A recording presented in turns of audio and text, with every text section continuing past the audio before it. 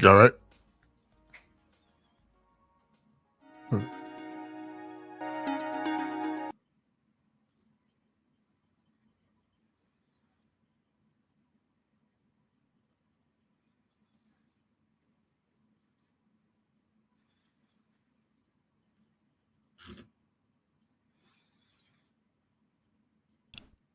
Oh, okay. I guess I don't have an intro for my show this time. I pressed, it's fine.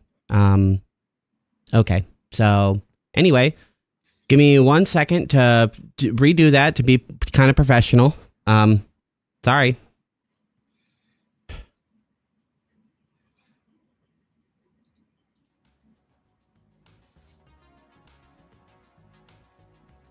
That's fine.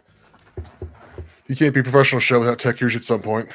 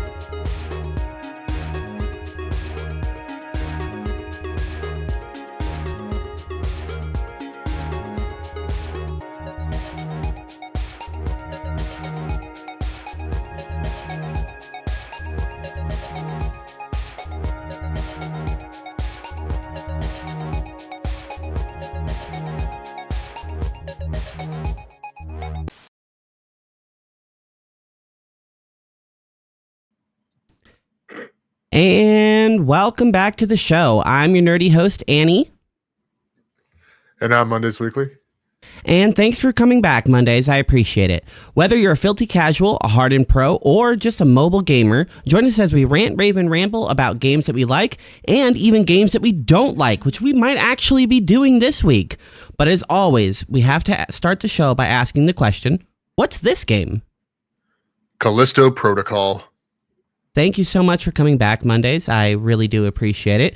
Thank you, everyone, for joining a little bit late and joining through all those tech issues. Sorry, my internet went down before the show, so I had a lot of stress and shit trying to prep because I had everything ready and then everything fell apart immediately right as I was about to go live. So that's how it is sometimes, but it looks like we're live now. It looks like we're live on both channels. I can see the chat. Mondays is here. And we're here to talk about Callisto Protocol. So Callisto Protocol is a third-person over-the-shooter action story-driven game. A horror action game, yeah. I really wouldn't call it horror just because it has like zombie types. In this particular game, there's no really jump scares. There's no really like horror elements. There's not a lot.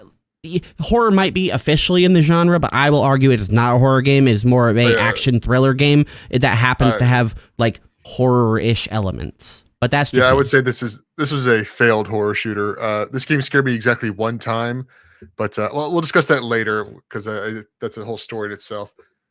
Yeah, the game is a spiritual successor to a much more popular series called Dead Space.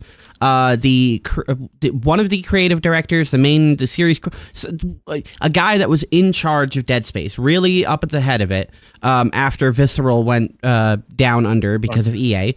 The guy went and made his own spiritual successor to the game and took some aspects of it and did, his own thing of it. Now, a question I asked earlier on Warp Zone, and I'm going to ask you, Mondays. Do you personally feel that this guy played his own game? Do you think he even played Dead Space? Do you think he understands what made Dead Space good? I think he definitely played his game, but reminder, Dead Space came out in 2008. It's been almost 20 years since that game came out, and while it's one of my favorite games, it's considered an old game now. It was a 360 PS3 generation game. So I think he definitely played it, but I don't think he played it recently. or he probably didn't even play Resident Evil 4, which was one of the big inspirations for that game.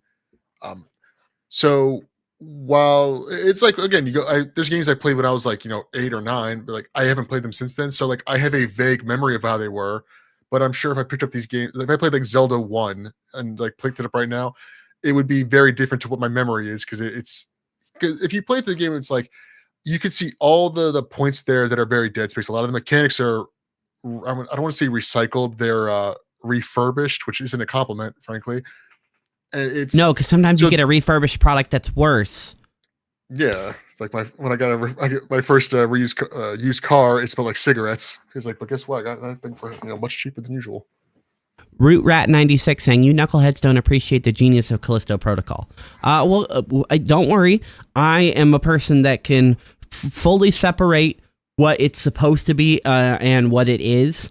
And I have no problem giving plenty compliments to this game. But we, we're going to call it as it is. This is kind of a stinker. So the game, like I said, it's trying to be like something that Dead Space was, and it does so many of the things wrong. Like, we'll get into it more granularly, but like a great example is in Dead Space, I never, ever, ever felt like I had no idea where I was going. And multiple times in Callisto Protocol, I felt like I was either going the wrong way or missing something because of two reasons. Level design is bad, and in Dead Space, you have literally a button that turns your character and makes a line on the ground in a hologram that's brighter than anything else in the game that'll point you in the correct direction, which is good because the game, if Callisto was more about exploring and like finding extra loot and alternate paths and stuff, it'd be fine to not have the locator. But the game is linear as fuck, and I was constantly feeling like I was doing something wrong. I will say, no, Rurat says in the chat, it's like, yeah, the game is flawed, but I like the atmosphere. I think the atmosphere and the visuals are very strong for this game. It's just, I think the reason it bothers me so much is because, aside from its flaws, is that you could see that if this game had been handled better, it would have been very good. I don't think it'd be as good as Dead Space. I don't think there's a scenario where it's as good as the original Dead Space or even the remake, but it could have branched off and have been its own quality product in its own way. Though they just, this one doesn't. I played a lot of bad games that are trying to be spiritual successors.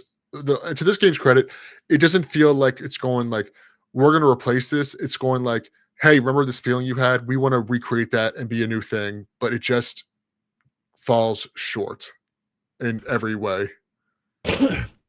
Now, as a self-admittance, I didn't pay as much attention during this game as maybe I should have. And a follow-up admittance is that's because I thought this game was phenomenally boring most of the time. The story is not gripping and enticing. So just we're going to do this episode a little bit different than other episodes where I kind of go every story beat because I don't remember every story beat. But I'm just going to summarize the whole story, and then we'll get into like the nitty gritty of it. So the whole story is you are a pilot, and you are traveling and being basically a delivery man of biohazardous materials. Your character at some point looked in there and was like, I'm traveling biohazard materials. Well, that's not my job to question that. I'm also not the police, and closed it and kept doing his job. Turns out that that ended up causing some sort of plague on a planet, and then a bunch of cascading events. He ends up getting ransacked by the people he accidentally poisoned. Then they crash into a planet, and then the planet turns out to be a prison, so they both go to jail for crashing into the planet and alleged crimes. Then the rest of the game is trying to break out of the prison while it's being infected by another plague because your ship had plague. So, great, awesome. That's the whole story. It's not that intense. It's not that involved. There's like a B plot of why there's the plague and stuff, and that's complete ass in my opinion too. Root Rat's opinion is the game is flawed, but I like the atmosphere. I did too. The atmosphere of the game is fantastic. I really did like the aesthetic. I did like the way the infected were. I liked the prison layout. I liked the sub-layer. I liked the like where you got to the more advanced labs. There was so much of it I really did like. I liked how your neck had the little thing and it was like an implant.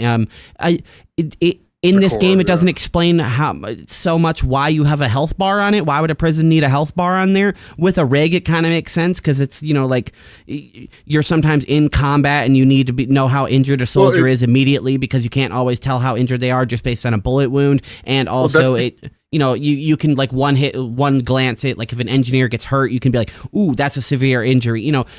With a prisoner, it doesn't really matter how hurt they are because you don't care. The rig works in Dead Space because you connect you and your friends or your team or your coworkers, and I guess specifically is that you can look at other people's rigs. You can you have a tracker for them, and then you can also see like how they are physically. Because a lot of times, a lot of people in Dead Space, they go out into space where you can't really you can't keep an eye on them. So it's like, oh, someone's rig is red, they're in danger, that's an emergency.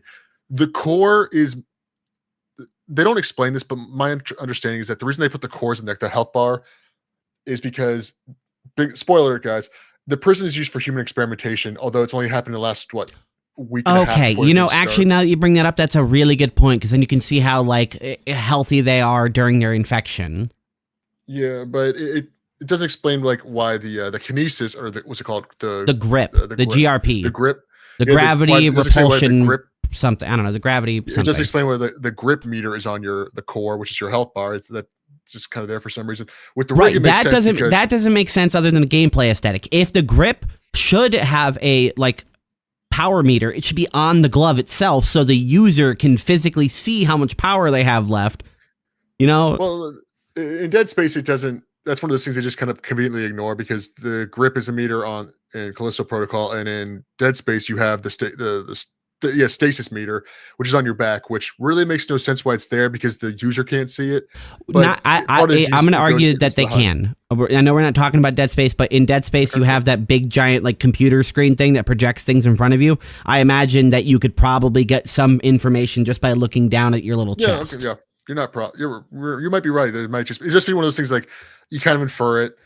But I do want to make the grip doesn't make any sense. Like it's also very bad mechanically. It's one of those things. There's so many things it tries to do, but it just. It's one of those things where on paper the idea is there, but they just do it wrong. And I do need to make like 2 corrections to your summary of the story. One is that the main character's name is Jacob. There's 2 characters in the game really worth knowing: Jacob and the girl that got him in trouble, Danny. Mm-hmm. It took me 6 hours to learn her name because I kept forgetting it. And it wasn't. I constantly was asking, who is this? The terrorist attack, the accident that happened was not on a planet. It was on a moon of Jupiter, I believe, Europa. And we're going to talk about this much more later. Is that in the beginning of the game, it does not show Jacob. It's like, oh, he doesn't know that he's carrying a bioweapon. He's just carrying medical supplies, which. When I was playing the game, it's like when they opened it up, the first time they opened it up, it's like there's nothing in here. The first thing I said was pull up the medical supplies. Yeah, pull them up, look underneath. Yeah, right. It's the most common smuggler's trick ever. You just bury it in genuine merch or items. No surprise, there's a second layer underneath it. Yeah, that becomes the big plot hole I have associated with the story later. So stupid. I will say, the entire game aesthetically, I think, is very strong. I like the location of the game. Callisto is, most people, if you don't know this, is one of the larger moons for Jupiter. I think it's the 3rd largest. Europa being whatever, it doesn't matter. It's nerd talk. But I love Black Iron Prison. That's where the majority of the game takes place. I thought that was a really cool concept. It's like you're trapped in a prison, because in Dead Space, we're going to keep referring to Dead Space. We're just accept it. You have to. Dead Space. The Dead Space 1 takes place on a planet cracker ship, which is basically a small continent by it's a city. It's a small city, but there's still a limited number of people. A prison justifies like, oh, that's why there are thousands of people in this one on a moon, which is also covered in snow and ice on the outside. So it's completely uninhabitable. And it's also interesting there. It's prisoners. So, I thought they were going to go a bit more with that. You get to fight a couple people in the game that are, violent prisoners trying to escape, but that doesn't go anywhere. And then you fight really unimaginative looking monsters. I think there's only 2 in the game I actually enjoyed the designs of. Since we're talking about fighting, the game obviously is an action sort of combat game, and the game starts out and you have a shiv, and the only thing you use the shiv for the entire game is opening doors and an occasional backstab on enemies. The shiv is wildly underused. Like it would be so much better, like if you just went kind of like a modern military guy. Have your pistol in your hand and have the knife here, and then you could just go around and like stab, and shoot enemies. And there could be so much more variety since the game is melee based, but there's not. You get one melee weapon the entire game, and the melee weapon hits people, knocks them back until the enemy can stagger, and then they'll be able to get to hit you unless you dodge. And that's the other big part of the game, is dodging. And man, it's so boring.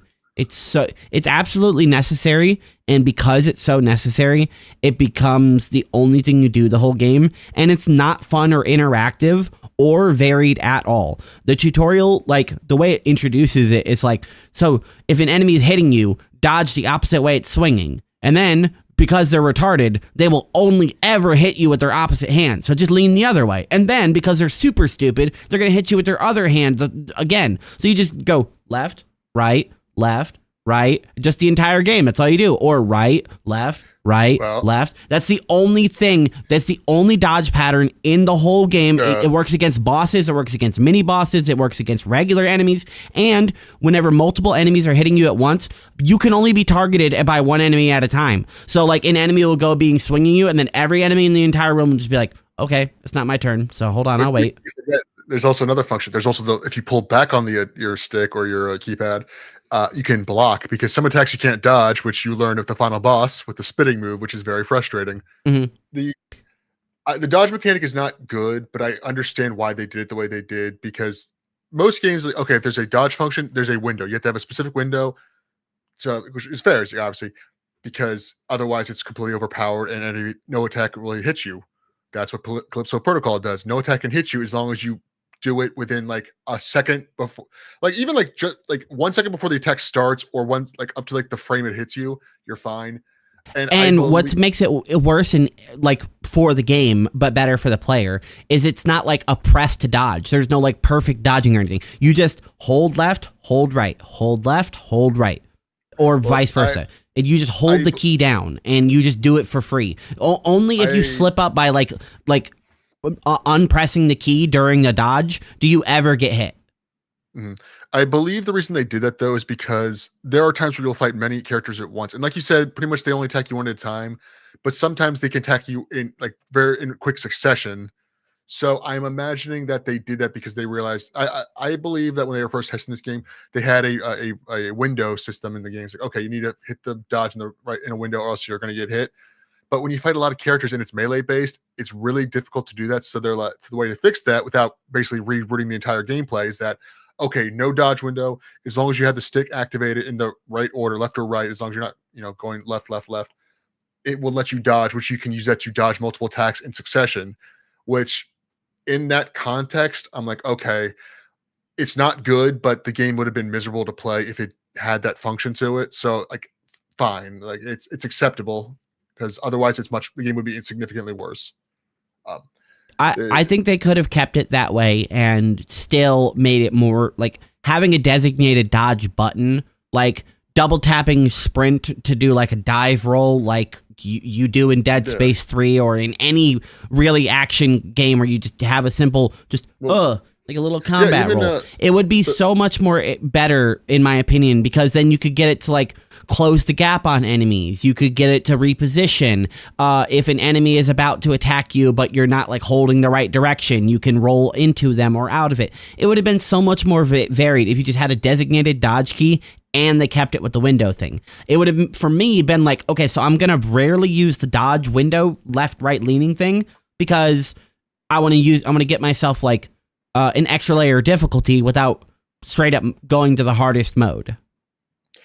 Yeah, but I what's funny is like you were just saying it off the top of your head, but like you were like, if there should have been a perfect dodge function in the game, because like they could have kept the dodge system they had now, but if they had a perfect dodge system where if you do it like the frame before you take damage, you get like a crit. You get a gun strike, or you can use your shift to stab them, get an extra hit in.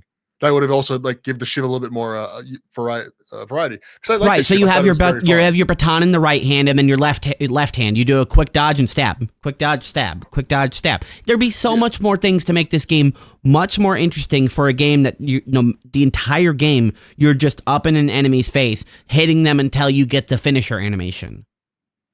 Yeah, and there's a lot of things about this game that it's like I don't want to say frustrating. It's like sad because I wanted to like a lot of parts of it.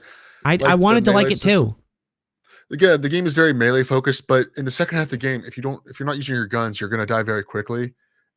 Yes, because halfway through the game, the enemies start to evolve more, and then they get like a weak spot on them. And if you don't hit the weak spot or execute them before they can mutate, essentially their health refills. They get more health and more damage. So even if you're like one strike from killing them, if they mutate, then you're like, oh, now I have to basically have a new enemy. Well, yeah, the mutation felt very lazy is a way to just like refurbish. Again, we're using the refurbish is a good way to describe this game. To refurbish old enemies without really making new ones, because it also like forces you to use your gun more. Because when you have they have these tendrils forming in their stomach, and you get about maybe 10 seconds, probably less than that, to do enough damage to stop it. Now you can either get like 3 light hits in with your melee weapon, or 1 heavy hit, which is easy to miss, or you shoot them with any gun in the stomach and it cancels that. I never used the heavy attack once in the game. I use it all the time, but I'm also stupid because it's a much worse attack. I'll be the first to say it. But the gun, so it kind of forces you to use the gun. But the first half of the game was actually kind of nice because you have limited storage space and ammo is still pretty limited. So I was constantly using my baton more. You get a stun baton from a prison guard. Right. Ammo felt like it was important and like you needed it because, you know, like if an acid enemy was across the room, you wanted to be able to try to shoot their head off so they could stop spitting at you. Or if you were out of grip. And because you had that small inventory, you were constantly being like, okay, do I carry health, grip, and ammo? Or do I sacrifice all those slots to carry money so I can go upgrade things? I will say I almost never carried grip on me. I only use grip like the last quarter of the game because it's terrible until ammo becomes so your weapon damage is so minimal you have to use something else. But I would always like you said, I would always have to consider, is using one of my guns right now worth it right now, because I don't know when I'm gonna have enough ammo, and and I would only, mostly use it on the spitting enemies because they were long distance, or I would use it to I would shoot enemies in the head to stun them, so then I could close the gap in him with my melee weapon. It's like, all right, again, that is a strategy that the game is clearly built upon, which is very clever. But they throw it away in the second half because enemies just get tougher, and it's not worth using melee most of the time. It's sad that this game is trying to be a successor to Dead Space, but doesn't have like the main Dead Space mechanic of like delimbing your enemies. It would be so much like you and I both had heard this before playing this game. Hey, the guns aren't even really good. I only used 2 guns in the whole game, like because they were just the pistol was so bad that I was like, the rest of the guns can't be good.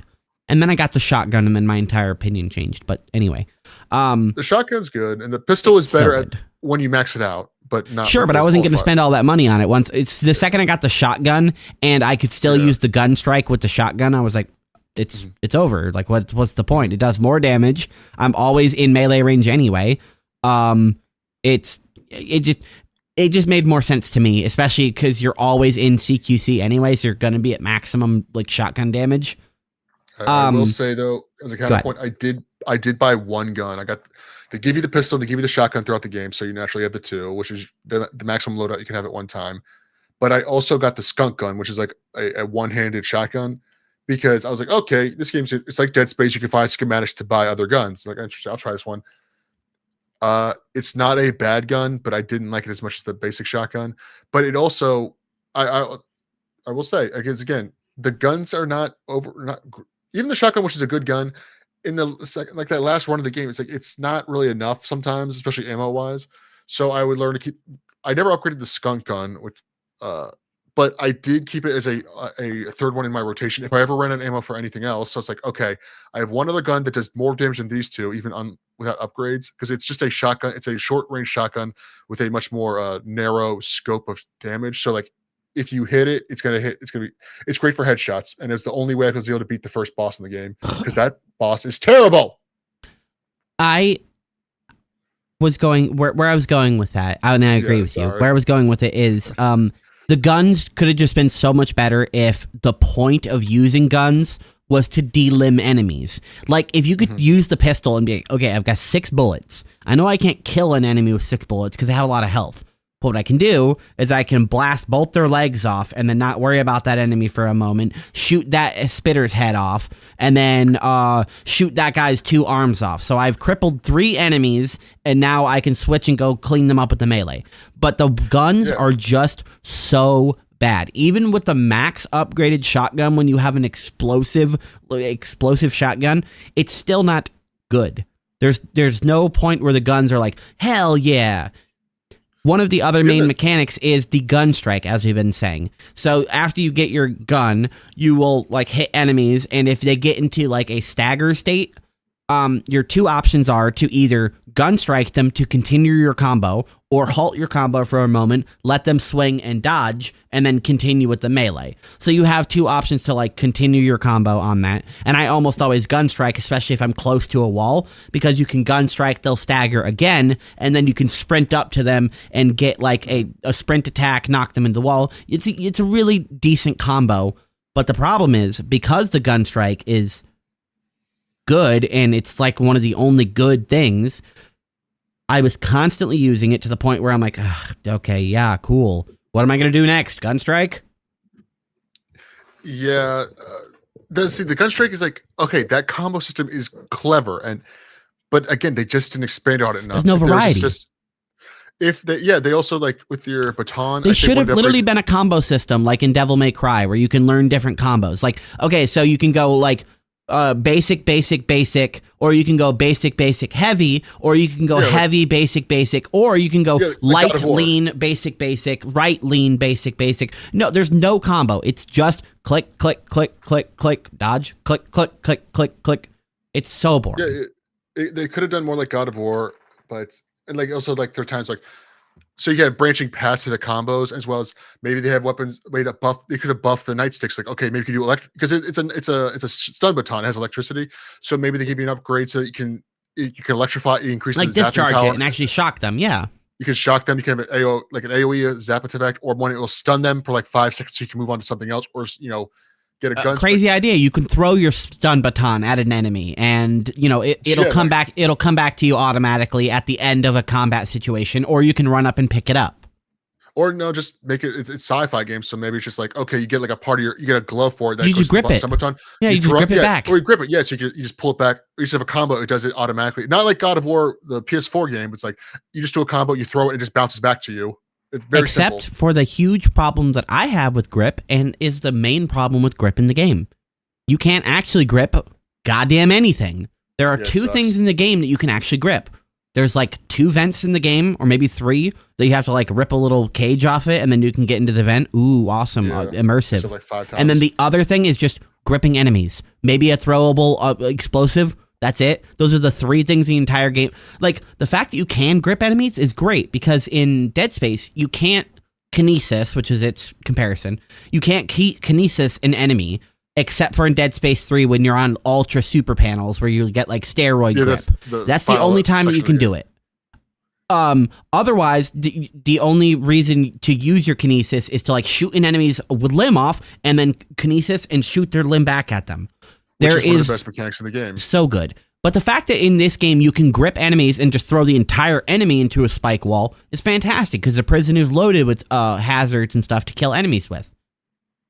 The grip is not good, though, until you get the full upgrade of it and you can actually grip multiple enemies at once, because the initial grip, you only get like 4 charges, and if you're not carrying around grip batteries, the charge on it is so slow that you are out of grip after one scenario, and then you have to end up again with do inventory management. Okay, so Also, which enemy here do I really need to grip? Do I want to kill the fat guy? Okay, how do I kill the fat guy? I have to get him close enough to a spike wall. Do I want to grip the acid guy? And it's nice that it has that little bit of variety in the combat, that you can grip enemies. You just don't need it all the way until literally the last 25% of the game. Yeah, it's also kind of worthless in the beginning, because if you grab an enemy, you hold on to them for about 2 seconds maximum, which it's I get it. You have to balance it because you can grab enemies and throw them around, But the problem is that when you can throw an enemy, it's if you only get 2 seconds, you have to know exactly where you want to throw them right away. If obviously you want to throw them at another enemy so you can double the damage up.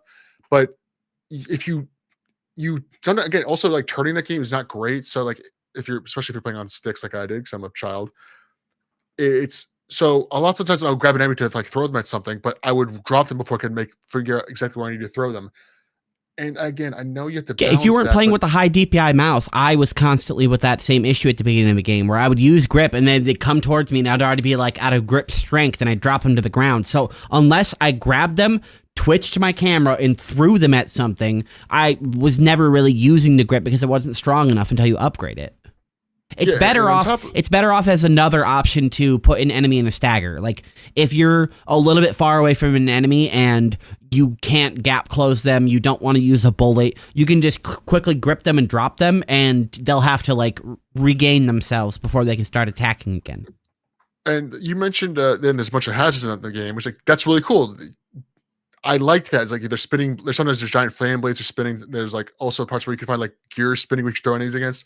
That's cool. Except they found a new way to piss me off because early on in the game, like shortly after you get the grip in the first place, there's a room where you have to move batteries between one side to another, and you just full of spinning gears and stuff that you just have to basically wait it out for the door to unlock and then move on. It's the first. It's really there to train you how to use your grip in combat. I think you know what I'm talking about. Chaco in the chat was watching me, was listening to me play, and I was pissed off and yelling at it because the thing about video games is that obviously you, with a hyper realistic art style like this game had, there's got to be a level of realism to it. But for a video game, you need to have that layer of like, okay, it has to have that level of fiction to it. Because there were times I would grip the enemy, especially the big fat guys that did a lot of damage. I would throw them at the gears, and they were built like cylinders. They're heavy. So like the side was, yeah. No, but it's not even the fact that they're heavy. That was also annoying. I do like that though. Good attention to detail for them. But see, I don't hate everything about it. The fact that fat enemies, like you need to arc them to throw them, is a good. No. It's good. I like. No, that. I'm not done my criticism because this really pissed me off. It wasn't the fact that the guys were fat. It's the fact that the way that the spinning gears were, they were cylindrical. So like one side it was dangerous, it was spinning. The other side that was flat, which is just like the edge of the gear. It's like okay, any other video game you throw an enemy at a hazard. If it just made collision with the object, it would kill them. That's just how it works because it's a video game. There's that level of disbelief. Yeah, it does infinite damage as long as it hits their hurt box. They're dead. Yes, but when I threw it at the gears there, I hit the flat side, which again should still be like a spinning weapon. They would just bounce off, and I would waste my grip. And it's like, are you kidding me? You guys took the realism in the wrong direction to the point where it's a detriment to you.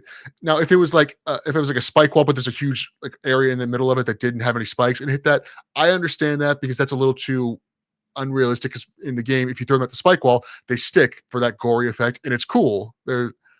They put detail into sections that didn't need detail, like that level of realism. You know what I mean? Yeah, there was a lot of misplaced effort, like. Because of that, the game has a lot of character because they really did try on some of the aspects. Like, the game, it does look great. It sounds great. I wasn't blown away by the soundtrack at all or anything. At the very end, there's like a vocal song during the credits. Not bad. That was all right. But, for the most part, the soundtrack is just meh. It doesn't really exist. I was mostly listening to music while I was playing instead. The voice acting is pretty decent. So, like overall, the game has a lot of pieces that make it good. The problem is, for me, so many of the other pieces just tasted sour. Mm-hmm. Okay. Well, we'll get into the story because that's a really big part of the game. And I was hoping that the story was going to be intriguing enough to carry me through the parts of the game that I wasn't enjoying. A good example of that is a game I occasionally play called Evil Within. I'm not really the game is frustrating and annoying, but getting to the story parts and the reveals and learning what's going on, it's so rewarding that it's kind of like, okay, I'm going to climb up this hill even though it hurts and it's annoying and I don't really like climbing up hills, but the view at the top is beautiful. This game, unfortunately, did not adhere to that. As I said, things happen. You get boarded by the rebels that you accidentally poisoned, and then they crash your ship. Your co-pilot dies, and then you get arrested. after I don't know, a couple hours, you wake up after having a bad dream about your dead friend, and turns out the prison is overrun because the infection has been outbreaking, which you are led to believe is your fault as well. Because the warden guy kind of points it at you. It's like, you showed up and then this outbreak happens. What did you do? And then later on, Danny, who you meet, kind of points the finger at you as well. So the game wants you to believe that Jacob is responsible for this. And, for the most part, that is kind of true. Slight correction. It wasn't the warden. The warden's the main villain. It was Captain Correct. Leon Ferris, whose name I just had to look up. Right. Who is He's the captain of the guard. Yeah, who's like the recurring antagonist, except you fight him twice, and one of them is like just a fight you go on for 1 minute to show that you can't hurt him, and it's not very fun or inspired. And he's also like it's also kind of a failure of a rival character because he doesn't show up enough. The first time you see him is like you basically throw him out a window, and then like every single game, it's the most obvious flag. Once he flew out the window, I said that guy's still alive. He's going to come back later, because especially in like these kinds of horror shooter games, if you don't see a corpse, they're gonna come back. That's also no body, like no most death. movies and no body, no death. It's in most writing. It's like if I don't see a corpse, I know they're gonna come back at some point. So like that's why you got to mislead them or like show the guy getting torn apart. But he turns into like he gets infected too. They don't actually really explain how the infection works either. They explain it's like a parasite, but was he injected with it, or because a bunch of the exactly the monsters they don't even. They leave it there. They said it's an infestation, and there's like a carrier, and you can get infected. It's like, yeah, but what's the transmission method? Whatever we want for that part of the game. So it can be airborne. Leeches. An enemy can kill you and infect you. Also, there's like little like worm things that can jump on you and infect you. Apparently, whatever the game wants to it. The game infects you whenever it tells you. It is funny though, because the main character Jacob gets attacked by the like leeches, the infectors, like all the time, constantly, but he never gets infected once. And then like near the end of the game, it's like, oh, that's how they're getting around. It's like because some people just get bit by these things, even though they do like almost no damage, and you just step on it's one again. It's that there's that level of disbelief that you need sometimes, but then in situations like this where it's not, you don't want it, they add too much of it.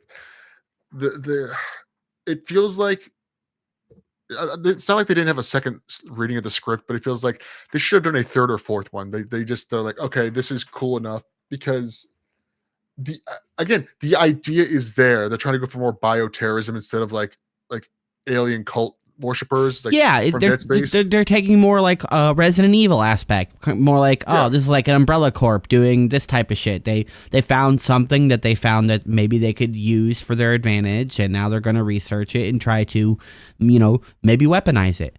Except that's not the plot of the game. It's stupid. So you get further into the game, and if you actually are paying attention and going and reading and whatever, there is a cult that's like pulling the strings behind all of this, and is like funding this. Sorry, what did you say? So the cult that they introduced 20 minutes before the end of the game.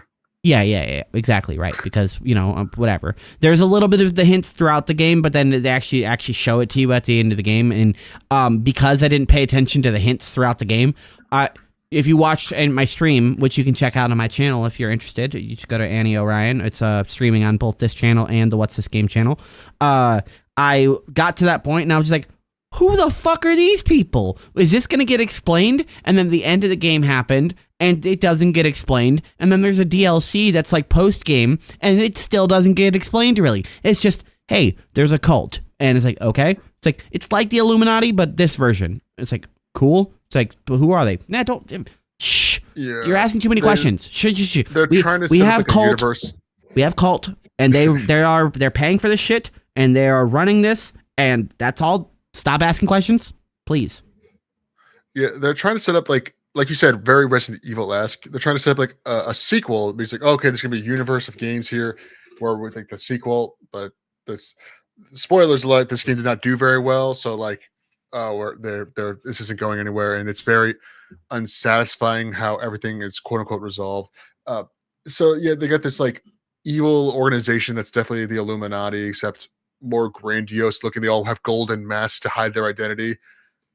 But it's like okay, I get the idea, but you introduce this like 20 minutes, like literally, you talk to like the doctor who is like, oh, we can find you the cure for this, and then she's like, oh, there's also the warden is part of this organization that's been around for hundreds of years. They're trying to like evolve humanity, much like a lot of Resident Evil lore is, and then it's like, Hey, then you fight the Mondays, final hold boss. on. Let's get to that part because that is the crux to the whole thing that made me lose all care about the game. What are they trying to do forced evolution for? What's that? What's their goal for that? It's very vague. The most they really much say is just like, oh, humans can't survive in space, even though you're wearing a suit that lets you survive in space and in acclimate weathers that aren't like that have very little oxygen and are horrible weathers that keep you warm. So, like Dead Space, it's like yeah, technically you can't survive in space, or like maybe there's unknown terrains yet you haven't discovered in the galaxy, but humans seem to have a pretty good grip on survival outside of their own atmosphere at this point. I would like to concur that is the point of it. It is basically the plot of this fucking movie here. It is basically 2018's The Titan, where they get some alien DNA and they run some trials on people, not infecting like a prison colony or whatever. It's more of a volunteer thing.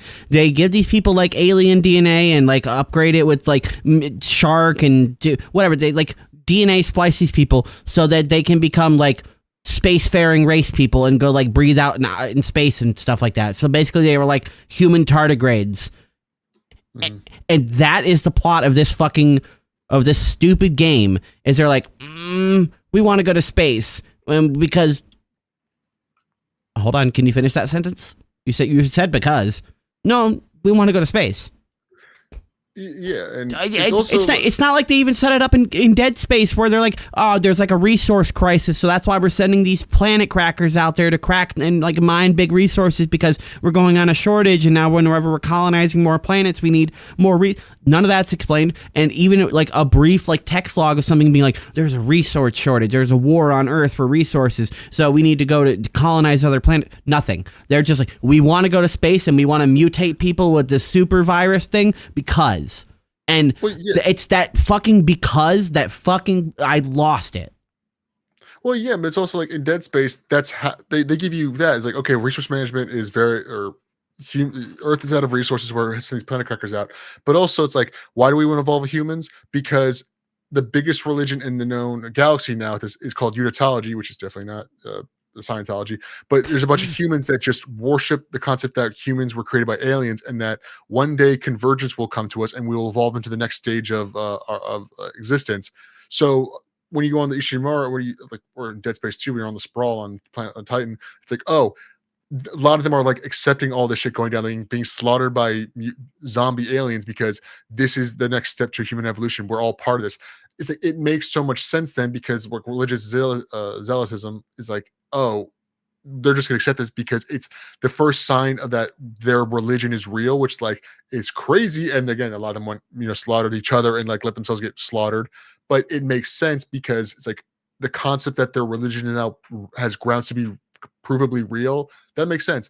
But in this one, it's just, okay, hey, we were terraforming a planet and we accidentally found an alien. Oh, and it turns out that alien can modify human DNA, and it turns out that modified human DNA to be super resilient, and it turns out that we accidentally killed it. So the story is it turns out it's so. The game falls apart in the last chapter, and it really sucks because it had a lot of elements of possibly being good. Well, that's another thing that I thought was weird is that, okay, in Callisto Protocol, this universe, there's no proof that alien life exists, much like Dead Space. Mm-hmm. And there's a point where Jacob like just walks in, and the corpse of the alien, which is like a giant like dragon slug looking thing, is just there, and he doesn't really comment on it other than, oh my god. It's like, you just saw proof that alien life exists, not mutants, not the mutant monsters you've been fighting this entire time, because those are all technically human. Giant aliens exist, and your response is, oh my god, instead of like freaking out. And I'm not going to say it's the actor's fault, because he was clearly directed, but they should have taken time where like he realizes, holy shit, we are not alone in this universe. Even in a sci-fi universe, if you see proof of alien life, and like to some level of some level of intelligence, because it was like a giant. It's implied that's like a giant animal, which isn't sentient, but it has a level of like knowledge. It's like that's a huge step for anything, but he just moves on past it, and then we're gonna focus even on, if it's just what the game wants it to try to pretend to be, that it's like this galactic plague. It's like a virus that's able to be better than a virus or whatever. It's basically what the Flood is from Halo, but it's really, really shit. And even if that's what they want to call it, that is still alien life, and you are completely correct that that should have been a bigger reveal. Yeah, we found alien life. Moving on. Yeah, like also the plan I always thought was stupid, because the reason the outbreak happened is that the warden is apparently like an impatient idiot, even though he's supposed to be like this methodical, brilliant man. He got sick of experimenting, like, because they were taking like a handful of prisoners at a time and just experimenting on them, like, keeping the down low. But he got so tired of waiting. So what he did was he just released the biophage. That's what the plague is called. It's a terrible name. The biophage of the prison. So it just infected everyone. And you find out, like, okay, the success rate of this thing turning you, like evolving into the next stage of humanity, is like 1 in 100,000. Like, because in the game, there are 2 people that have the plague that don't get mutated. The final boss, don't lose their sanity. They do get mutated, but don't lose sanity. Oh, sorry. That don't go crazy and turn into like disgusting monsters. They just like become weirdly thumb-headed people. But it's like, it's the final boss and a character that is the alpha, I think patient 0, that's before which I found out like literally while I was looking up some information, is in the doctor's lab. There's that guy that's being flayed. Yeah, the guy that's just like sprawled up. Unless you are listening and paying attention during that, it's like, oh yeah, that's Project Zero. We found his corpse, so we're working on it. He was one of the 2 people, and you fight in the game. You fight like over 1,000 enemies, and it's like, I don't think they gave a specific number of how big the prison is, but like it's a prison planet, so it's very large. So like it's like a 0.001% success rate. It's like, that's terrible. Like that's a terrible outcome. Like, why would that's their like to play into it and agree with them for their fucking rules. Okay, they got Subject Zero, and during the outbreak, which is where Subject Zero happened, he was killed by guards instead of being detained, and they're like, damn it, we could have, like experimented on him more and maybe got like a serum from him that would like mutate them with his strain, So if that's what the warden is trying to do, he's trying to reproduce the Subject Zero strain, which, keeps them sane, and then be able to reproduce that one. So then he can make a bunch of space people, or at least a couple of space people for his cult people, so they can go live on a rock. This plan was half-baked at best, I'm going to say it. So stupid. Like, I really lost. If they would have just kept with we want this to be a bioterrorist so we can go take out the moons on Saturn. We hate those guys. Yeah, that's the other thing. Is like, Jacob, this plot is a mess when you really start dissecting it. It's like, okay, there was a terrorist attack on Europa, which is why the girl Danny, who's the other main character, who is completely, she's not even like unlikable. She's just nothing. It's like, that's where she lived in the first half, and then she just becomes nothing. It's like, oh, you were like at least interesting when you were unlikable. But like, yeah, it's like, oh, it wasn't it's a terrorist attack. It's like, no, it was Jacob, because he delivered these things, but he didn't know what they were.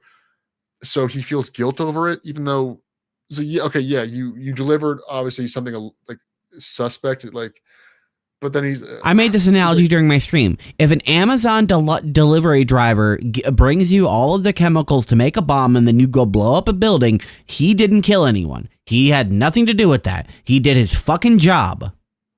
Yeah, but it's also like, the warden did the same thing twice. Like, he sent it all to another moon because he was sick of waiting, which also would make more sense. Like, okay, we'll say, that's why I'm like, why did you do it to Black Iron Prison? Because you released it onto yourself, Europa. No, you released it on Europa. It's like, okay, you had an entire moon to experiment it on. You let the virus go wild and kind of look for the subjects. and it was covered up and said it was a terrorist attack. It's like, oh, okay, that's actually kind of a brilliant plan. Just let it. Great, and then there's the other big, huge plot hole you just brought up. No, Europa's dropped after that. They said there was a terrorist attack. The biophage was unleashed. It's like, okay, but how effective was it? Like, we see 2 instances of like an alleyway in a city with some people being dead and infected and stuff. We would assume this is at least the rest of the city. So none of these people could produce that. Like, what happens on fucking Europa? Who cares? It doesn't matter. We're done with that part of the story. Shut up. Yeah, but it's also, I mean, something's like, okay, so you got away scot-free with Europa. Why would you now was in Black Iron Prison where you are? It's like, why would you shit in your bed willingly? Yeah, exactly. Why wouldn't you test it on another moon? Why wouldn't you test it on another colony? Yeah. Is Black Iron Prison now the rest of humanity? There's so many like questions of. Are you really that impatient that you became like violently incompetent and you're like, all right, I'm about to bomb myself? Well, I guess at the end of the game, it is revealed that the warden isn't there. It's just been holograms of him. So he might just be somewhere else entirely. So he might not even be at the prison. So it doesn't matter. The only person he's really putting in danger is Mahler, who he doesn't really like anyway. Yeah, it's the warden is such a like unlikable villain because like some of the best villains are ones that you genuinely hate as a player because he's like, oh, you're irredeemably evil. It's like this guy's like, you're not even like, you're just boring because you did this because you're stupid. Not because you're impatient, just because you're stupid. And then but it's also frustrating because there's like a single moment in the game where like, oh, maybe you'll have it won over him because you have to fight the final boss, which is the alpha, which is the most valuable strain of the biophage that he has, and you steal it from him. And then they're like, there's a moment where it's like, oh, it's like, fuck you, I finally got one over you. It's like you could finally, because that moment's like, if you have a villain you don't like, even if you despise them or don't even just like, it's like kind of whatever, it's satisfying when you have that moment where their mask cracks and they get annoyed. And he just kind of sits there, is like, "This is not the end," and then just walks off. It's like, it's like you couldn't even give us that one little victory. He doesn't have to get screaming at you. He could just be like, if he just showed visible anger towards you because he there was something he didn't predict for once, that would have been great. Even the fact that it's like, oh, Danny shoots him, but he's a hologram, so he's not even here. So you don't even get the value of shooting him. It's like you get that one little victory, but they don't give it to you. This game takes away every single victory you could possibly have. God, we jumped to the end of the game real fast because how frustrating that last third of the game is. I wouldn't say that's fast. I mean, we're at like an hour in, and like I said, this is a different format of the show anyway because the story is just like, okay, so we've covered kind of the beginning. You meet another inmate that isn't even important. Elias. Elias I liked help. Yeah, but he's not important. He gives you the shiv at the beginning of the game, and then he's your guy that helps you get out of the prison at the beginning. You guys get up to the command tower, you get through Ferris, and then you finally are able to get some information, and Elias tells you, hey, I know another prisoner that can help us get out of here. You guys get through more of the prison. Turns out that other prisoner's Danny. You all are kind of mad at each other. She's a bitch. And yes. Yeah, because she's just a cunt. She's like, this is all his fault. I mean, partially true, but, you know... Can we all get out together? Can we work on this? No? Okay, fuck but again, you. Jacob, the entire game is Jacob's like, what are you talking about? How's this my fault? And as the player, like, yeah, what the fuck did he do? But you can't get really... Elias is like probably the only likable character in the game because Jacob is like kind of... I don't dislike Jacob, but he's kind of like... If I need to be positive or negative, I'd say positive, but he's not like a 10 out of 10. He's like a 3. Seems like a likable guy, but just... There's nothing... He has nothing about him, you know? Isaac was sort of relatable because, you know, he's like an everyman who's just there for a job and to hopefully see his girlfriend on the job, you know? Yeah, and it worked. It worked in the original version and the remake where it's like, okay, he's a solid protagonist. It's a relatable plot. And Jacob's like, oh man, I got thrown in jail. I got to break out of jail. It's like, oh, okay. I guess it's relatable for maybe that people have been in jail, but Well, that's another thing that's like kind of weird between him. Difference between him and Isaac. Isaac is an engineer, and in Dead Space, I've mentioned this before in your podcast, is that in Dead Space, the original game, there's only one real gun in that game. It's the pulse rifle because that is a military grade weapon that is used by security. Every other weapon in the game is something that in Isaac Dead Space 1, together. Yeah. everything else is something that is like tools that Isaac has refurbished or rebuilt or something, like a plasma cutter, a flamethrower, the Ripper. These are all tools for planet cracking, like excavating tree, like minerals, cutting down trees, stuff like that, or drilling. And so it's like, because, and then when Isaac gets the pulse rifle, it's like, it's a simple gun. It's like an assault rifle, because Isaac has never used a gun in his real life at that point. He just knows how to use tools that he's kind of built as an engineer, because they're kind of, again, most tools are like something any random person can pick up a tool and learn how to use it within 10 seconds. That's why it's relatable. Jacob is a pilot, but for some reason he knows how to use all these guns without any form they don't imply any form of training or military service. It's like he just knows how to use them. It's very weird. Like, exactly. You get the pistol at the beginning, and he's just immediately like, "All right, cowboy time." It's like, did he? Can we get like a little bit of conversation about him being like in the military or something? Or like Elias can be. He's like, I don't know how to use it, and then Elias just shows him how to right, a tiny little dialogue, anything. And it's just so. You're right. You just use it for the one pistol, and then again, that suspension of disbelief.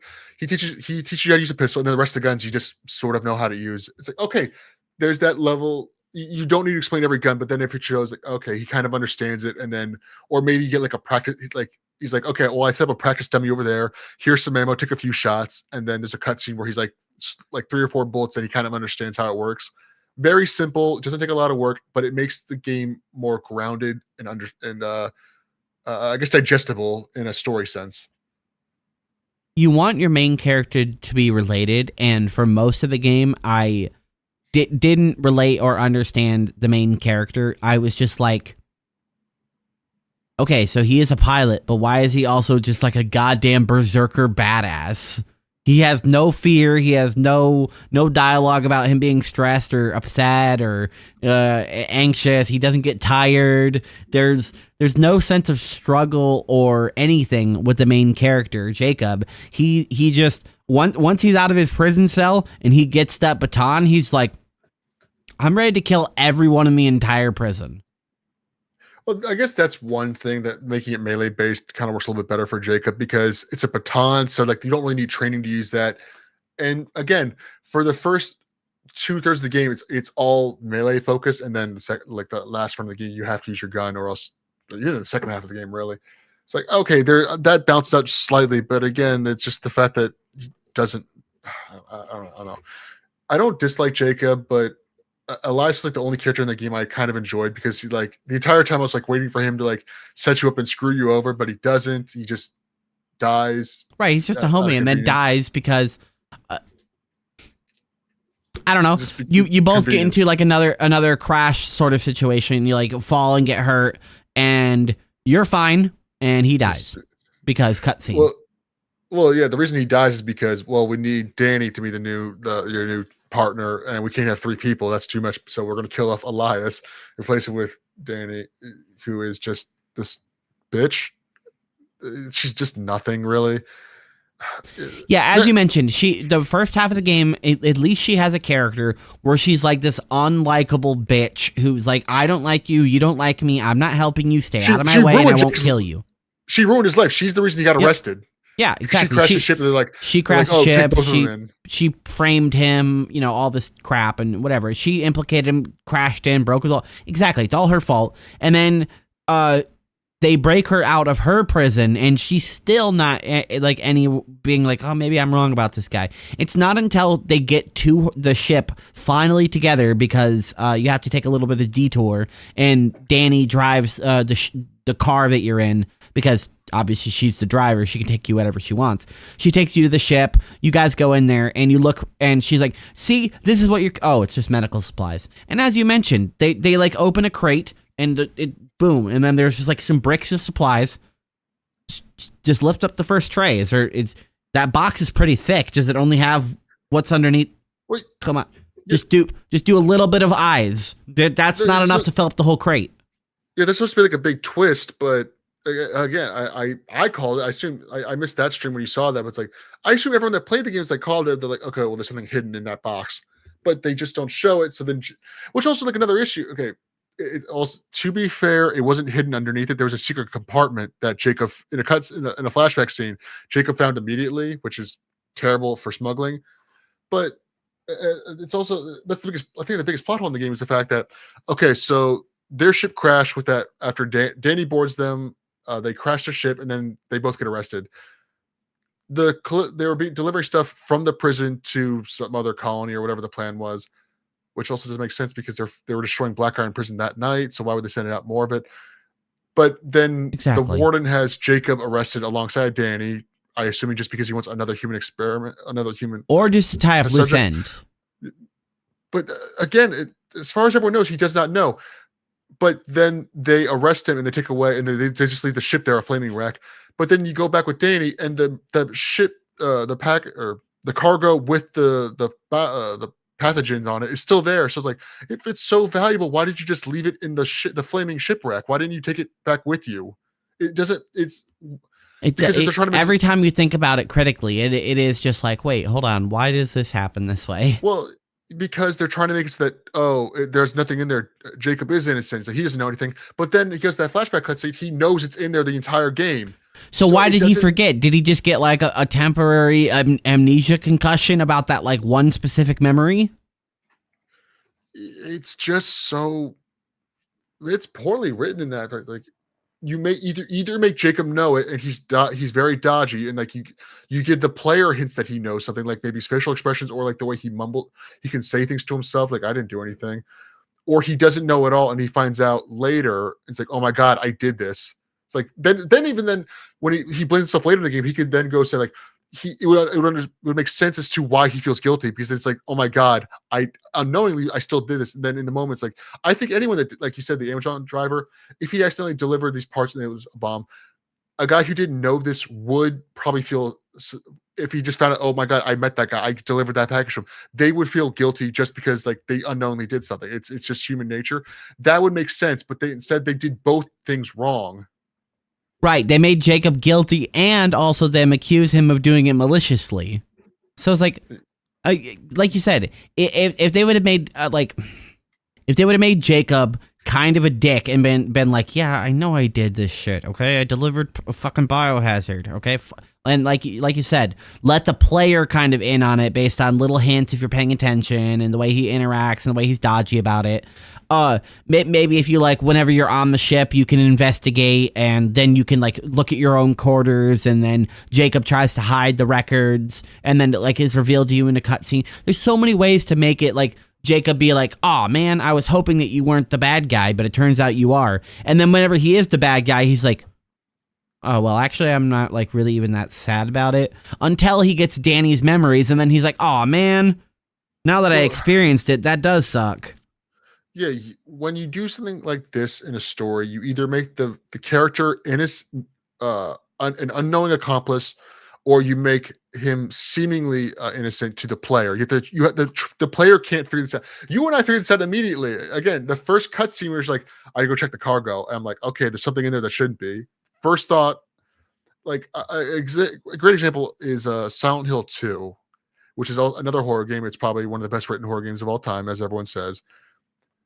I will not go into sports of that game, but when you start the game, it's the premise is that you play as a guy named James Sullivan going to Silent Hill because he gets a letter from his dead wife. His wife has been dead for 3 years. So he's like, what the fuck? What's going on here? Is she alive or someone messing with me? Either way, you go to Silent Hill. And as the game goes on, things are starting to feel kind of weird about the way James refers to things. It's in a very subtle way. He acts things. He's very awkward. He says things. He uses verbiage that seems kind of weird in the moment, but when you find out in the second half of the game, it's like, oh, that's why he says things the way he does, because Jacob is an unreliable narrator. But they do both ways in the best way, because he's got like a weird psychosis. He's both aware and partially purposely in Silent Hill. The character with the psychosis, yes, right. It's psychosis. Jacob is also a completely regular, rational, sane, no issues.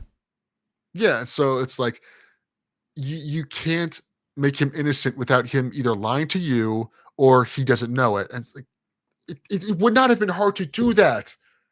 And then it's like, again, I think it would have just been better if he unknowingly did this. Like, yeah, it's because again, the first scene in the game is that he's talking to his co-pilot. I think his name is Max. Doesn't really mean anything. And Max is mad at him. He's like, we're doing this shady deal. It's like, whatever, man. When we're done this job, we'll never have to work a day in our lives. It's like, okay. And then there could have been a moment like when he's checking the cargo. He's like, yeah, it is kind of. He's like, he mumbles to himself, why are they sending us so much money? Why are we paying so much just to send medical supplies out? And then he can even go and say, look, it's not my business. It's not my job to look. It's not my job to question things. I'm getting paid. That's all that matters. Even then, it's like, okay, he's ignorant, but he's also willingly ignorant. So then you could put some of that burden on him as that guilt. But they just make it so that he's guilty, but he also doesn't know he's guilty, but he does know he's guilty. So you don't feel anything for when it comes all crashing down on him. It's very frustrating. And that is perfectly said, is you don't feel anything. There was never a moment where I was like, oh man, or oh wow, or I never felt anything. I was just, okay, I'm playing the game, I'm getting to the next cutscene. All right, cool. Now getting to the next combat scene. All right. Yeah, and there was never a point where I was like, oh, this is actually a pretty good plot. Like I liked Danny up until the point, like you said, where like after she kind of is actually with you, then she's just like, well, yeah, she just loses all that personality. Maybe I was wrong, so I actually don't. I'm not. Whatever. I give up. That's another thing. Why did Jacob like treat her with any sort of respect? Because again, at that point, she had ruined his life. She had got him arrested for no reason. Got that core injected into his neck, and he became a prisoner on a planet on a moon in Jupiter, which presumably he lives on Earth or something. But then he's like, he cares about her, and then at one point in the game she gets infected. He's like, "I'll save you, Danny." It's like, why? Who? Like, what is she? Who? Yeah, the entire game, I was like, who is she? She doesn't matter. Like, the game refers to her as like outer away garbage, and it's like, well, it kind of seems like that's true. She rightfully reacted to a situation and overacted on the situation, and then ended up fucking everything up. And then halfway through the game, you both just completely switch personalities. Danny stops being a cunt who hates you, and Jacob stops being a cunt who doesn't like Danny because she fucked his shit over. And then suddenly you're like, well, let's team up and we're gonna do this together. And like you said, she gets infected, and it's like, why would I bother saving you? What's the point? That would have made more sense, that part, if she got because originally you need, like Andy said earlier, Elias, like, there's a third person we need. She's a hacker. She can get us into there's a ship out here, but we can't get access to it without a hacker. And they bring her, oh my God. And then if they did that, it was like, okay, well, then it was like, we need to work together because you can fly the ship. I know the prison, and she can get us into the ship. But then she gets infected. It's like, shit, we need to save her, or we are stuck on this moon for good. It's like, that would make more sense because he'd be begrudgingly helping her, but it's survival. That makes more sense then. But it's like, but then they kill off Elias, like you said, and then Danny immediately just like guts him and takes his data upload, and it's just like, okay, well, cool. Now I have all of Elias's intel, so it doesn't matter that he dies. There's no emotional impact, and we didn't lose anything. Cool. Moving on. He's just not in the story anymore. It's also kind of weird. Again, more suspension of disbelief, where they almost had, like, okay, so Danny walks, like, this is like right after Elias dies, which, like, okay. And I was kind of pissed when she just kicks him over and like cuts his core out of his neck for the information out. It's like, okay. And he's like, what the hell are you doing? It's like, and I was like, oh, you know what? I'm the same way. He's like, that's kind of a dick move. He just died. But then she moves on, and it's like, he gets pissed.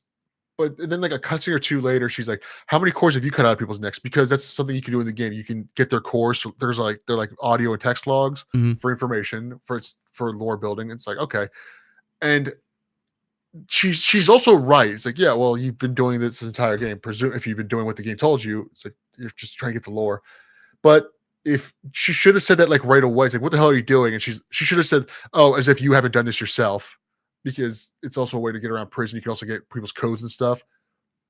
But Jacob just he could have also been like, yeah, I did that. It's like, had a moment, like, oh yeah, I guess I have. Or it's just like, but if he went like, yeah, but they were dead for a while, it's like, it's like, maybe judge her. It's like, well, he just died, but they just don't do any of this tonally correct. Yeah, there's never a moment where it actually feels like real or understandable or whatever. It feels like I'm watching like a fan fiction where somebody who's writing it doesn't really understand the characters that they're writing. They just want that character. Okay, so we want the female hacker character, and she's grumpy until she's not. And it's like, okay, but does she have any depth? No, of course not. No, she's got death. She has a dead sister, and that's her entire personality. A sister that you never see her face. Or learn her name, do you? Oh shit! What is her name? Exactly. It doesn't matter. It's Danny's whole inspiration, and it doesn't matter. Can I also say that when I was playing that game, they show the cutscene where, oh, my sister's dead, but they never show her face. She's laying face down the ground, and then when Danny picks her up, it's from an angle, so you can't see. You can only see the back of her head. Mm-hmm. And I was playing this on my Discord, and I was with my friend Kit Kat. The first thing I said was, "That's a white girl. That actress is white," but they didn't want to show her face because Danny is played by actress Karen Fukuhara from The Boys. She's Japanese. And it's like they didn't show her face. So like, oh, they just didn't want to pay for an Asian actress. They just got the first person they can get a hold of, and they didn't want to face model that person. It's like, yes, that's it. I 100% believe that. Yeah, you save a lot of money if you don't face model it. I mean, it's like they did the same thing in Resident Evil 7, but that was for a weird reason. But it's also like, okay, we're gonna have a face. Literally, instead of a silent character, we're gonna have a faceless protagonist, which I guess it makes sense. Instead of a little girl that no one cares about. Talking of protagonists, there is another protagonist that comes in at the last part of the game, and it is Dr. Mahler. She is the person at the beginning of the game who installed your core, and then later on in the game, you find out that she's kind of like the head researcher. She's the one that's administering all the tests and blah blah blah blah blah. She's like kind of in charge of the project, and she, I guess, has a change of heart near the end of the game, and starts trying to help you, just a little bit, just here and there, but isn't really like overextending and doing anything important. And I felt like this is another part of the game where they dropped the ball on, because I never related or understood or got what Mahler's deal was. I didn't get her. Like, if she was a mad scientist type character, then I'd be like, okay, well, that makes sense. But it doesn't seem like she is. She seems like she has ethics and understanding and stuff, and she's like, well, I'm doing my job and I'm trying to do it the best I can. And, well, the bosses above us send us experiments with live subjects, so, it's kind of what I use.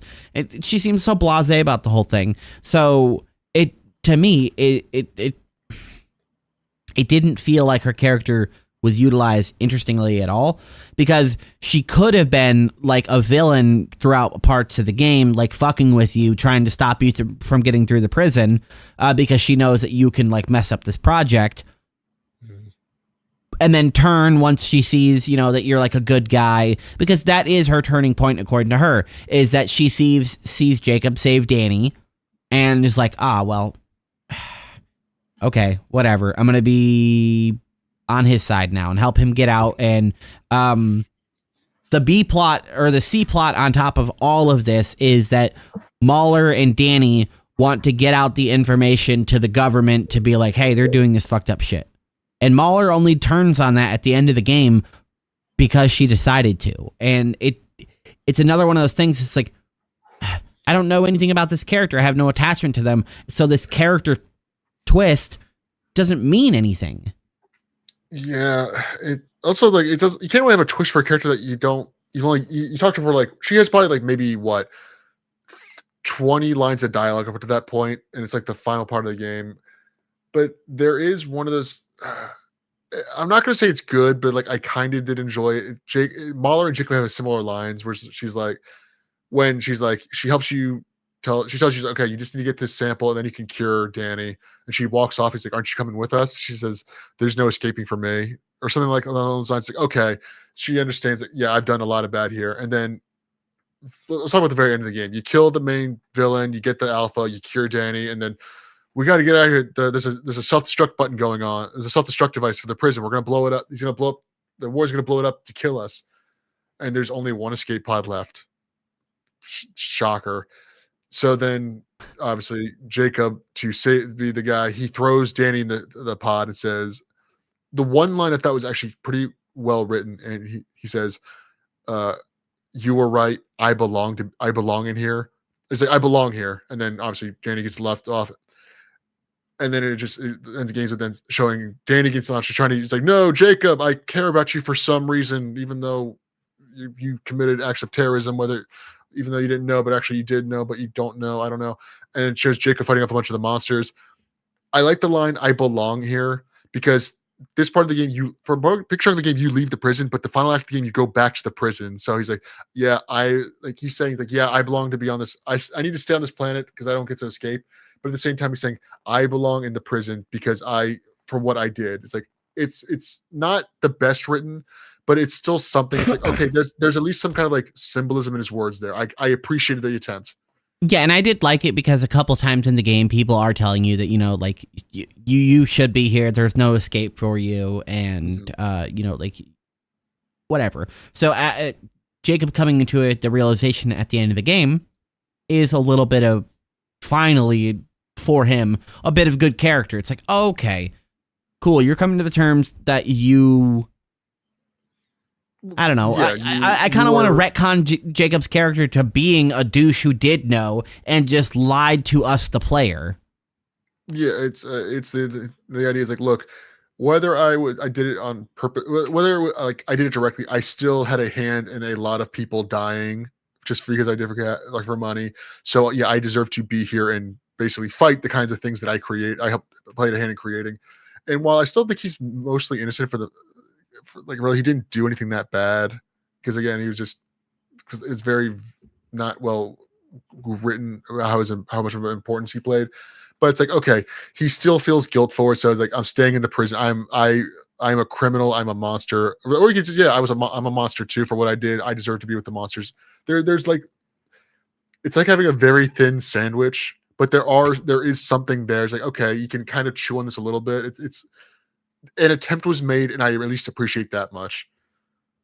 But then the game ends with him getting a call from Dr. Maul. He's like, Jacob, I stopped the self-destruct button. We could still get out of here. And then you have to play DLC. Okay. So we have kind of reached the end. We've skipped a little bit of in there, whatever. Sorry. We no, it's fine. We've weaved all the assets of the story together. So, the big twist is that they're doing it for evolution, all that. And yeah, as you said, the game ends with Dr. Mahler being like, hey, there is a way out. And the very end is like one of the only real like jump scares in the game. The enemy...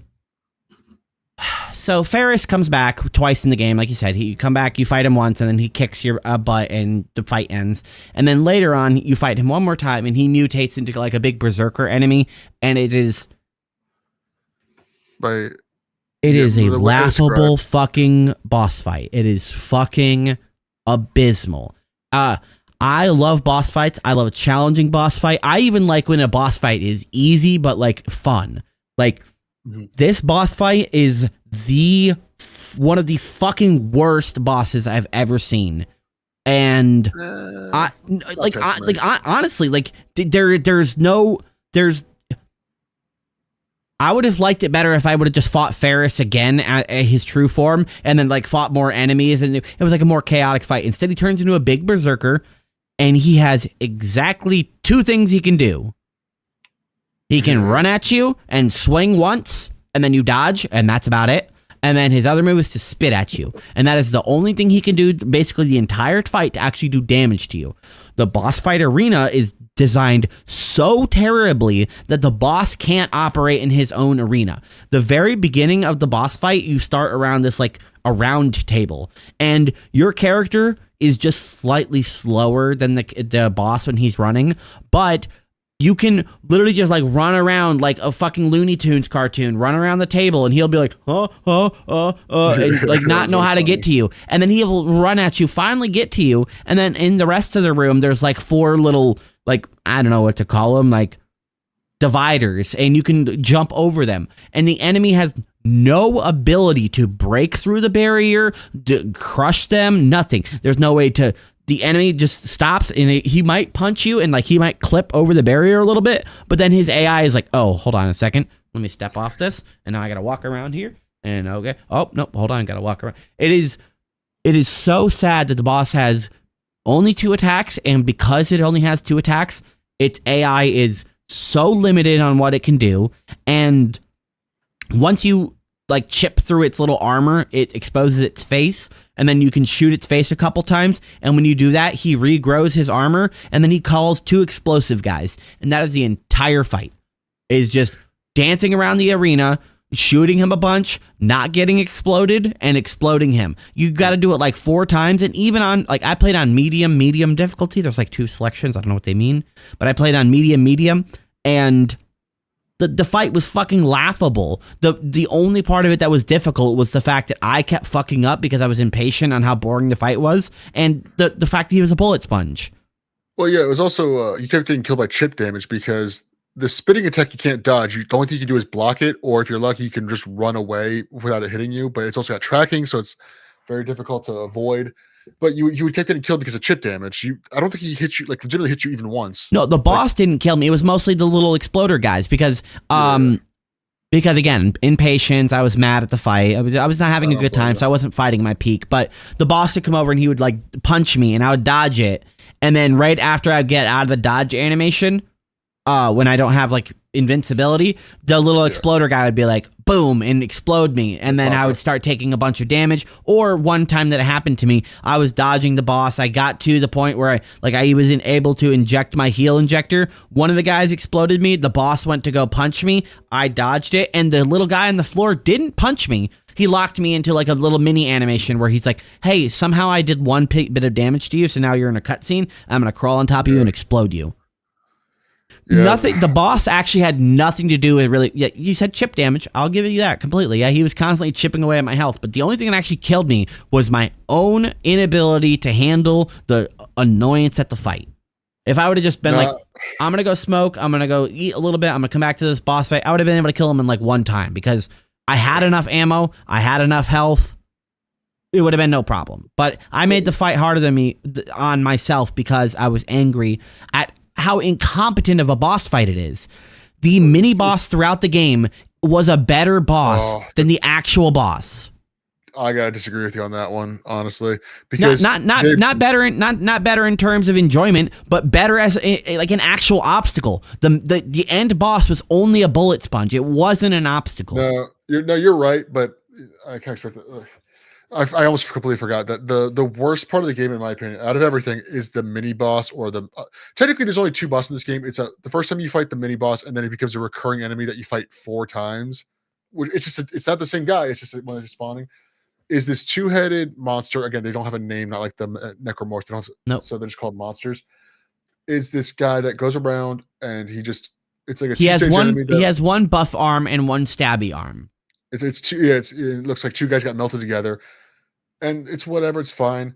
The problem with it is that the entire game up to this point is like, okay, this is a melee focused game with guns. They can, supplement your combos. But in this is the only enemy game you cannot use any melee attacks on it whatsoever. Because if you get too close, he will immediately punish you. Unless you're absolutely frame perfect on all of your movements, you're completely fucking correct. Even though it would have made sense if this would have been like the ultimate culmination of being like, okay, you have to go left, right, because it's a 2-half guy. So he would be like pounding with this one while stabbing with this one. So you'd have to be like really fast about it. And then he'd get tired. And then you could go like climb on him and start beating him and cutting him in half. It would be so much better if they reworked that enemy. And he is just based on the fact that you could rework this enemy to be interesting, makes him so much better than the boss fight to me. He does suck, and you are correct that because it's melee focused, when you get to him, it really does. Like, I was actually mad and frustrated because I was like, I don't know how to beat this guy. I beat the first one because I just had a shit ton of bullets and I just shot him to death. The second one, I had no ammo, and I was in a tiny little room, and I got my ass handed to me. Yeah, it's frustrating though because, like, again, the game was melee focused at that point, so I put all my money into upgrading my baton because that's the item that's most used in that point. And then, the section that part of the game, you're on a platform that's like transporting you to like the next other section of the prison. So then you just deal with a bunch of waves of enemies. Like you shoot them, kill them, throw them off the thing, whatever. I spent a lot of my ammo just shooting them off because it's a relatively long section, so I just kept using my guns. And then I got to this guy and I was down to very minimal ammo, and every time I tried to melee him I would get punished horribly, And also, that's another thing about the game. Even when so the game starts with you get like a prison jumpsuit, and then eventually you get the cool spacesuit on the cover, which is not that cool. It looks like a Modern Warfare or a Call of Duty, what's it called, Advanced Warfare suit. But you don't increase your health or armor at any point in the game. So every enemy does the exact same amount of damage the entire game. And the two-headed guy, the mutated enemies can kill you in 3 hits. Like, and then the big guys kill you in 2 hits.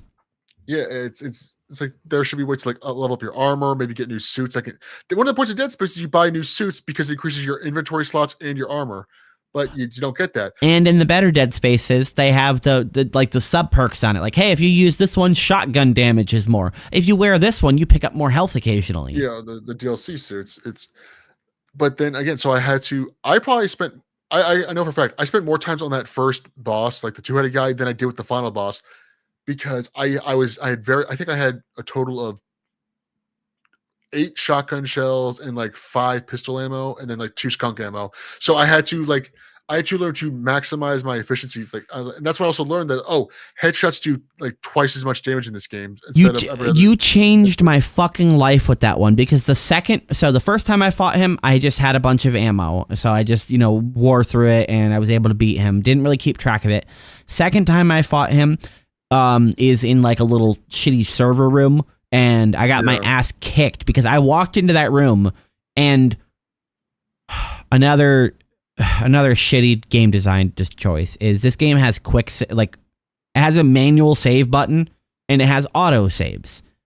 Auto saves are the only thing that you roll back to upon a death or a load. It is fucking infuriating. And on top of that, a game that only uses like auto saves to really save, when you buy something from the shop or upgrade a weapon, it doesn't fucking save. So if you walked into a room and got an auto save and then go to upgrade a thing and then go into that room and die, you have to do the whole shop sequence over and over and over and over until it fucking drives you mad and you stop even buying ammo. That's what happened to me on the second time I fought the fucking Berserker guy, because I walked into the room with 4 shotgun shells. There's 3 little places in the room before I fight the boss that can spawn ammo, and rarely ever did. It was just like grip and health constantly. And then 1 room back is the shop, so I can buy a couple of shotgun shells, but every time I walk into that room and die, I have to loot everything again if I want to bring stuff with me. It was an abysmal experience, and I finally killed him, and then was able to get to the next one. The next one after that, you said you find him on the fucking little tram thing, and then the last time you fight him, he's in like a hallway room with a couple of additional enemies and stuff. Yeah. The time I fought him on the little tram bridge thing, mining shaft thing, I shot him with 37 shotgun shells.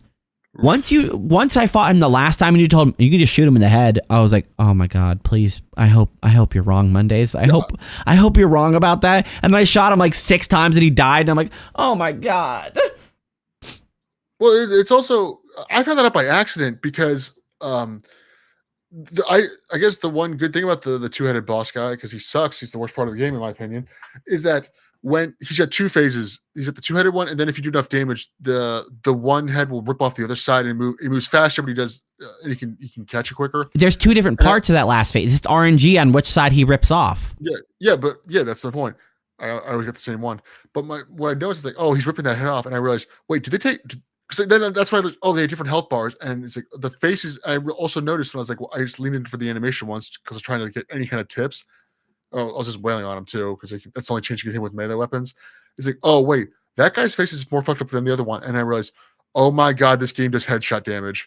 So that is the only reason I was able to beat that boss fight, because again, with minimal ammo, I basically had to do the best headshots I could do in the entire game, which does crit damage. Obviously, does about 12, I think 1.5 to 2 times as much damage per shot, which it's so important in a game like this. But they never tell you this. They never say headshots, or Dead Space. They give you information like in lore, and then even tips directly. It's like shoot off their limbs because that's how you kill them. In this game, it's just like, I guess they just assume they want you they just assume that you'll just assume that it's like, oh, this is like every other game, even though this is by one of the creators of Dead Space. So you kind of assume, okay, maybe there's the damage system works differently, but no. I did absolutely assume it worked differently because I'm fighting a bunch of zombies and shooting their heads off. It's not like regular zombies where they die instantly. They can still run at you, especially the spitter zombies. You blow their head off and sure, you knocked off their gun, but they can still run up and beat you, and they're bigger, bulkier enemies and they can knock you down on the ground. There is, like you said, there is no signifier that headshots actually do more damage, because once you blow off a regular enemy's head, they don't have a head to do more headshot damage to. They could have even done like environmental storytelling or like in a cutscenes. Like again, there's a lot of cutscenes in this game. There could have been one where a monster attacks Jacob and he takes the gun and blows off its head, or shoots in the body and then just blows off its head. And then, yeah, every video game ever, it's like, okay, obviously headshots do more damage. But in this game, it was kind of weird. Again, and with the mutation ones, you have to shoot them in the chest to get rid of stop them from mutating. And there's also there's a spider enemy whose head is not really apparent unless you're like directly in front of it. So body shots are, I think the headshot damage is exactly the same as the body shot damage in that enemy. So, or like they could have done ones where it's like they showed an area in the game where a bunch of monsters were just like headless, like with the bloody splatters behind them. It's like it would have been cool environmental storytelling. It's like, okay, there's a form of efficiency here that should be obvious, but with horror games, it's a little bit different. But they just don't tell you these things. That I would have been struggling with that last version of this mini boss if you wouldn't have let me in on that. It really did, because I was struggling with him. That's why it really helped. I appreciate it.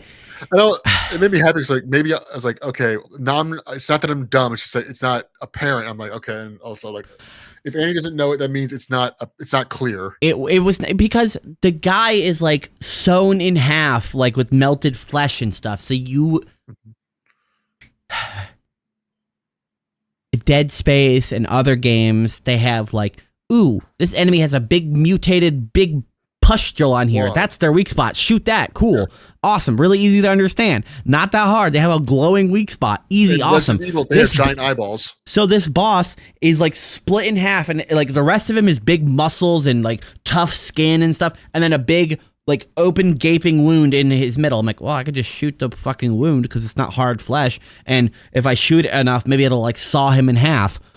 Quick side note, I just want to point out that when I was playing that boss fight, when you knock off his armor, every time I saw his head, I just like, that looks like a clit to me.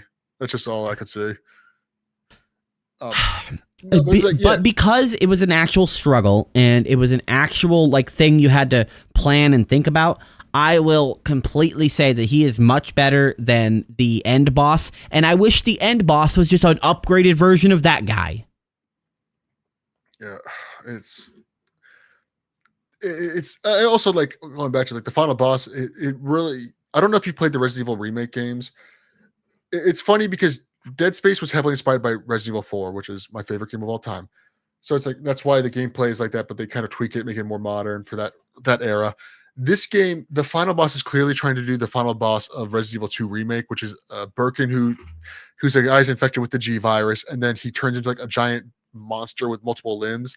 He looks like the Chinese knockoff game version of Birkin, except that fight is actually very good. It's stressful. It's good. And again, Birkin only has like 3 attacks himself, but they're simplistic. But you're in it's a very tight room with a giant monster, and also he can grab the environment, like rip off like chunks of like the technology and like the main boss couldn't destroy his own arena. If the main boss, whenever he was charging, was able to break the stuff that I was dodging over, it would have made the fight a lot harder because I would know where to run.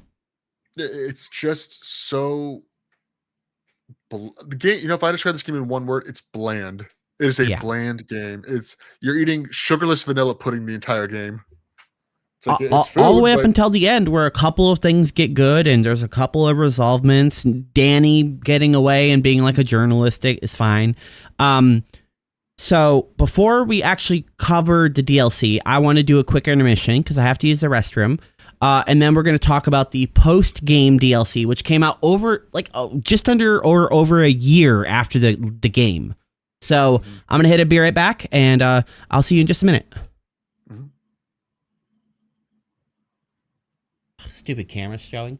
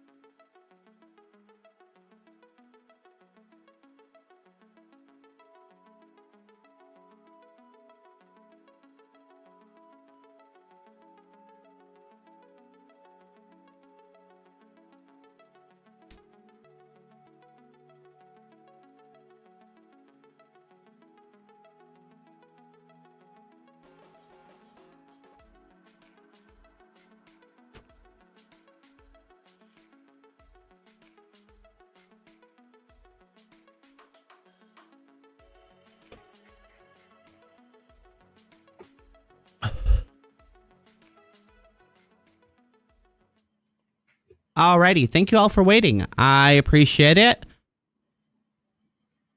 And now that we're back, I would like to recap briefly the end of the game where you send Danny off and you go to fight a little bit more, and then Mahler reaches out to you saying, hey, we can escape. The station's not going to explode. We're good.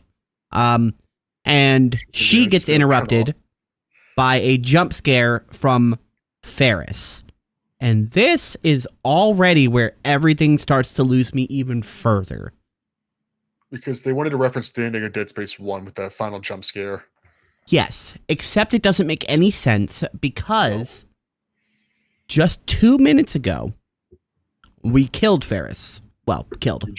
Now let me reinforce that why it's super confusing is because Ferris was a regular guy and then mutated into like a beefy, swollen version of himself. And then at the end of the game goes into like Berserker super mode and becomes that hulking mass that I was just complaining about. Mm-hmm. After you kill him, his corpse is there. You suck the alpha genes out of him. You give it to the girl, and then she goes off, and everything's all good and dandy. And then somehow, off screen, he demutates, regains his second form, perfectly fine, after you just shotgun him and took his DNA, and then jump scares you, and then the game ends. So why did he demutate? Why didn't he mutate even further into a more monster mode? Who knows? Who cares? The biophage doesn't need to make sense. Yeah, in Resident Evil 2, the Birkin, who is one of the people that handle the G virus the best, every time you beat him in a boss fight or supposedly killed him, he would mutate further. At the end of the game, he's a wall of goo, like living flesh. It's like, okay, that translates. He keeps taking damage, he keeps getting bigger. But yeah, this game, he just turns back into his weird potato-headed form where he's blue and has a really poorly synthesized voice where he just talks like this. It's really poorly done. It's monumentally disappointing and confusing. Other than, like you said, emulating Dead Space with that rah right at the end, it should have been like a regular zombie. It shouldn't have been Ferris at the end, because fast forward a year in real time from whenever the players beat the game, the DLC came out, and it's called The Final Transmission. So it starts with a recap of the game just briefly, and then shows that same scene where Mahler's giving you the message, and then Ferris jump scares you. And here's where things get confusing already. The DLC starts off confusing, and that's on purpose. That is actually on purpose. So to their credit, it did work on confusing me at the beginning. I think it should be noted that neither of us actually played the DLC, because at this point we were so burnt out and we were like, I'm not spending a goddamn dollar on this game, because I think both of us played the game for free. Correct. I earned this game got this game for free on Epic Games. It just one time was just free, and I got it, and I also got it for free again on a different platform. So I own this game. I have a license to it, but I didn't pay for it, and I never would. Yeah. And the DLC is like I finished the game like last week, and I just said, there's a DLC. I don't want to pay for it. I'm not playing any more of this game. So I just pulled up a video of all the cutscenes and just watched that. And I'll be honest with you, I skimmed through a lot of it. I just like, if it wasn't actual cutscenes of Jacob talking to someone, I just scroll through it. I can't do and I feel like you probably missed a lot because of that, because there's a lot of those sections where it wasn't cutscenes, where there was like picking up dialogue and audio logs and stuff like that. So I'm gonna get into it. As you said, great preferencing. We didn't actually play this, so we're reviewing clips without commentary of somebody else playing it that's cut into a way that's to make it a condensed version of it. So we may be losing a lot of info. I don't think our review would be much better even if we did play it. We'd probably be more negative about it if we did play it. I would probably be pissed off because the whole thing is a fucking mindfuck. And it's really disappointing because, again, this is a game that is a successor to Dead Space. And Dead Space is great with its mindfucks. It's really good with it. Yeah. Even in Dead Space 3 with its corny shit, all the Dead time. Space 3 had Dead some Space very is good with moments. its stuff. Yeah. And then So the schizophrenia and crazy weird mind games and stuff do not start until the very end post-game shit. There's the one moment of the game where Jacob's like, oh crap, I forgot I was a terrorist. That's about it. That's the one thing where he apparently lost his memory on that. Yeah, he has amnesia for some reason, and then he's like, "Why? How did I get here?" And then Dr. Mahler's just like, your brain is trying to protect itself. I'm like, okay. When I first saw it, I was like, okay, you know what? That's cool. There's something he did that he's trying, like psychologically he's trying to defend himself. He's like repressing there's trauma or something going on. I still think it's weird for this game specifically because there's nothing psychological throughout this entire game. But you know what? It's fine. It's like, but there's like, you did something. And then I've noticed like the room he's in is like only like 4 rooms away from the room that you were in at the very end of the game. It's like, so within like maybe 15 minutes, you did something so psychologically scarring that your brain had to repress it. I was like, what the fuck? What's going on with that? And then the Mahler's just like, oh, also, we forgot to mention that when Jacob shoved Danny in the escape pod and let her go, he gave her the sample of the biophage that he stole. So now she's got proof of what they did. And not only does she have like a bunch of intel, she has hard evidence. And then, you know what? It's like, honestly, I'll say that is a fairly satisfying conclusion to a mediocre game. Mm-hmm. But then Dr. Mahler's like, just because you gave her proof of the biophage and the fact that there's alien life and conspiracy and terrorism, that's not enough. You need to collect my file, my data pads that I spread out the prison for some fucking reason instead of keeping them all together. Because I played Resident Evil as a child, and I know that you have to leave all of your stuff scattered throughout the facility. But that doesn't make sense to me. No, it doesn't. It's stupid. The thing is, okay, if you look at her perspective, like she's scattered across the prison. So like, okay, if anything happened to her, or maybe if someone destroyed her lab, that there'd still be copies everywhere. That's fine. Like that's like leaving data. You're keeping backups. That's fine. But you think that she would keep multiple collections of them? It's like she'd have them all in, like every time she placed them, all the data files would be in one place at each location. So like, oh, there's one in her lab with every location. There's one in like in the sewers. Or like one outside the prison, like with every single piece of it. So you just got to pick it up once, so that it vastly increases the chances of the information being leaked. Which is what she wanted, but she just didn't, and she put one piece per area. It's not well thought out. And the data that you pick up doesn't, like, the game doesn't convey really what data you're picking up, because you're picking up like fragments of her entire research, but then whenever Jacob picks up the items, it's like, all right, here's one audio log. It's like, wait, so all of the research is on audio format? What do you mean? So am I picking up a hard drive with a bunch of text files and all sorts of different extensions, and then on the top there just happens to be an MP3 that's on autoplay? And if I remember correctly, every time you grab one, it's like, isn't like a lot of them, there aren't a bunch of them like Jacob's audio to himself, like where he made recordings for himself? Like 2 of them, yeah. As far as I remember, again, we didn't play it, but I think 2 of them are his own recordings. Which again, it's kind of spooky. Interesting. It's interesting. It's spooky. So you like you said, you're going through. You reach Mahler's lab, and when you're in there, you come across one of her experiments, and she says, "It was my greatest experiment, my greatest failure, my greatest shame." So it did escape. You might want to watch out for it. Please don't fight it unless you have to. And that's ominous. That's cool. That's a great setup. I was actually very interested in that part of the game. It's like, ooh, that's like, okay, something interesting. I was like, I saw this. I was like, I'm going to be disappointed. Whatever this is, I'm at least intrigued as to what it's going to be. Right. It was at least a nice little plot dangle. It's like, oh, okay, there's some sort of creature or thing out there that I have to be aware of, and I can fight it, but I shouldn't. Yeah, she doesn't want to talk about it, and like she created all these monsters. Like, all right, so whatever this is, it's not good. It's real bad comparatively.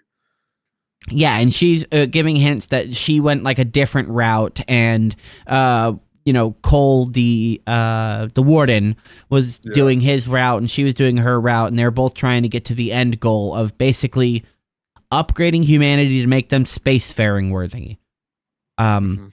Which is it's just so confusing. So, like, does the biophage give you immortality? Does it allow you to breathe in the vacuum of space? There's not enough research in the game to tell you about what the biophage's benefits are, other than being strong.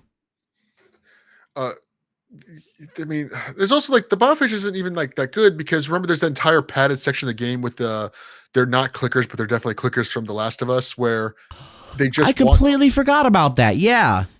I'm sorry, I'm not trying to backtrack. We'll make it real quick, but there's an entire section of the game where there's a horde of these blind ones that just wander around, and if you make too much noise, if you run or fire your gun, they all attack you at once. Guess what? I never had that problem because all I did was crouch everywhere and just stab them all in the back of the head. It was super. It wasn't hard, and I collected so much resources. I was like, I had too much ammo on me by the end of the game, or right, because they all drop loot normally. I was in that part of the game, and I was just running through it. Like, I started with just getting multiple backstabs. Like, this is too slow. And I just started going up and like, oh, whatever. I don't believe that they had the ability to mutate, so I didn't worry about that. I didn't even know that was a thing yet. So I was just going through, and I was just beating them and just, like, absolutely going full berserker through them. And because the game's targeting system, you can only fight one enemy at a time. So it didn't matter if there's 30 in the room. I would just, as long as after I killed the one, I made sure to like immediately start fighting another one or perfect dodge by holding the right direction after the fight. Most of the time I would go clear a room and not get a single hit because the enemies were just they were the weakest version of the regular enemies, except like the thing is like, oh, there's a bunch of them. Be careful. Like, well, yeah, who cares? They just took something from clickers. And again, on paper, I thought when they first introduced them, I'm like, that's cool enemy. That's very simple, even though it's clearly a clicker, but not as interesting looking. And when it's like, okay, you know, some stealth, there's some segments here. It's like, okay, it's like, even if they're not much of a risk, it's like, if you fight a bunch of enemies in a small horde, it's like, that's going to be a waste of resources. Like that's a fair trade-off. The problem is, again, they're blind. So as long as you don't run around them, you're fine. And then if you can just do stab them in the back of the head, they drop the kill. And it's also dumb because the stealth kills are perfectly silent, even though they scream really loudly. And it's like, the first time I did this, oh my god, did that trigger one? And even though it was like 5 feet away, and then I realized they could be directly next to you as long as you're not touching them. They won't set off. So like I just kept stabbing them all in the head, getting the resources, and then moving on. And I really should have just done what you did and just gone. It's like, fuck it, I'm going to kill all you guys normal ways. Because I crouched, I stealth killed every single one of them, and I think that's what they were planning on. Because there's like, I think because it's like one long stretch of enemies. It's just those guys for like 2 full segments of the game, and because I was crouching, it took me 2 hours to get through that. It was just like, oh, this is just padding. They wanted to pad the game out longer instead of what they usually do. These kinds of enemies that Dead Space 3, there's an enemy like that called the Feeders, and they're not very strong, but there's a couple segments of the game you have to crouch and like carefully move and use your kinesis to like make noise to get them away from you. Because if you make too much noise, they attack you, and they're one-shot kills, but they will overwhelm you and do damage. It's like, okay, that's smart. And they do that section, I think, 3 times total, but they break it up into segments so you don't get sick of it. This is like, it took me 2 hours to get through that, and by the end of it, I was like, this is the coolest enemy in the game. And by the end, I was like, I hate this enemy. I never want to see it again. Yeah. I got sick of them after like 2 rooms. Like, oh, this is cool, and I was like, this is too slow. Yeah. I'm sorry to like to completely go off track there, but we had to talk about those fucking things. Yeah, I repressed them because they were just a shitty part of the game. Like, I'm glad you did backtrack to them because it does actually kind of segment into this segment because the DLC tries to do another like 4th segment of the stealth part of the game. During the main part of the game, there is a couple points where you fight or see the robots in the prison, and if you encounter them, they will one-shot you. So you have to sneak past them, and you can't really kill them. Even though one of the tooltips says shoot the robots in the head. For what? It doesn't do anything. They give you valuable resource items that you can turn in. It's like, I think that the one that gives you is like 800 credits, like or Callisto dollars or whatever the fuck the currency is in that game. Yeah, the currency management is so shitty. Everything's so cheap and everything's so like stingy on money at the same time. You also have no inventory slots. Jacob at this point has to sneak past a couple of these robots, and it turns out that one of them is like infected somehow. They mention it as the biobot, which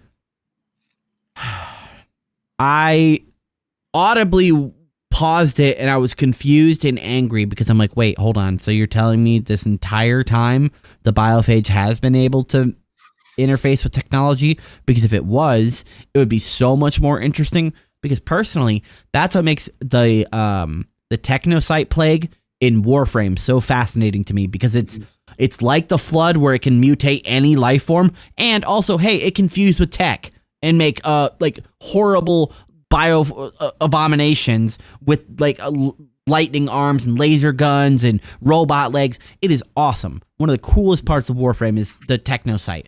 In this game, they didn't, have any crossover with that, and it's fine.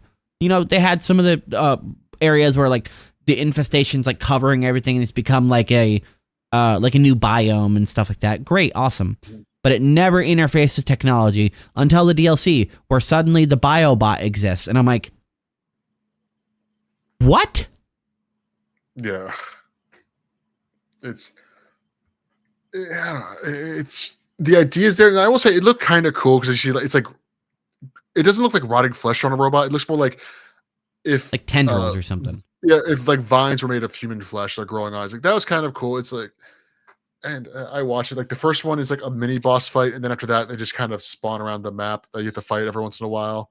It's like it's fine. Yeah, you're supposed to sneak past them, but it's the same as any other enemy in the game. Like, even if it one-shots you in one hit, as long as you just keep dodging, it can't hit you, so it doesn't matter. You can fight any of them. The biobot has an ability to, like, discharge its battery and, like, pulse wave you, so you can't really dodge that, so you have to, like, back away from that, and that's a good offense. It's nice that the biobot can mix things up. I would have liked again, I didn't play it, but I would have liked if the biobots had a ranged option, because the regular bots do. Like, if they spot you across the room, they shoot you with a minigun that if one bullet hits you, it kills you. Yeah, it would have been nice if the mutations, instead of like the machine gun that has builds like shoots like a harpoon at you. Harpoon at you, or like it shoots like the acid from like the spitter ones, like maybe like a high capacity version of that, like that leaves pools or something. Yeah, so anything to make it to make it an actual threat, because at the end of the day, it just turned into a regular melee mob like everything else in the game.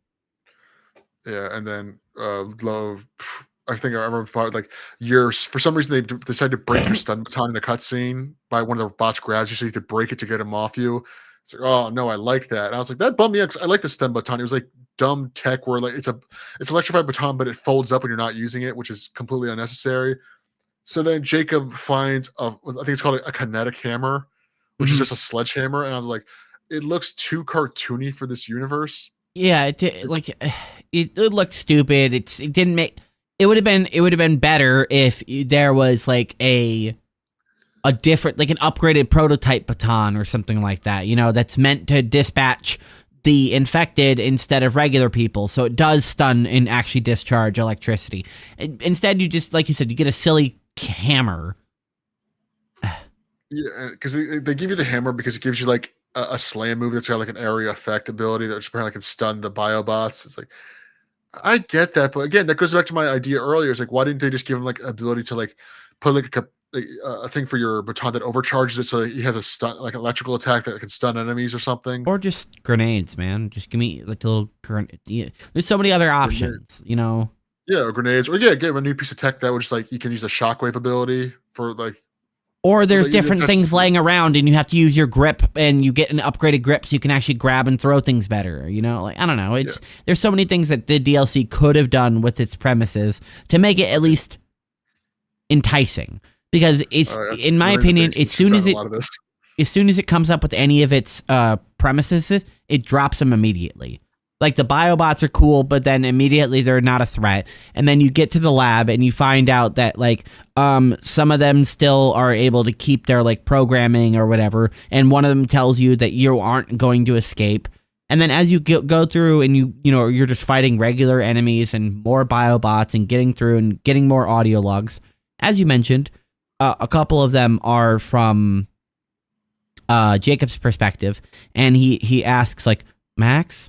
Elias, like, he's trying to find, like, he seems like he's like in a dazed state. Like, imagine if you just like woke up out of a coma and you don't know where your friends are or what had just happened, and you're like trying to look for them and whatever. It seems like that's what's happening, except the voice is all distorted and stuff. This is when I started like piecing together what's happening in the DLC, or at least I thought I did, because the whole thing is a mind fuck on top of a mind fuck. Mhm. It's it's one of those things. It's very bizarre that all this stuff is added. Like this is another side tangent. It's the fact that the true ending of this game is tied behind DLC. That is such a shitty thing to do. Like So bad.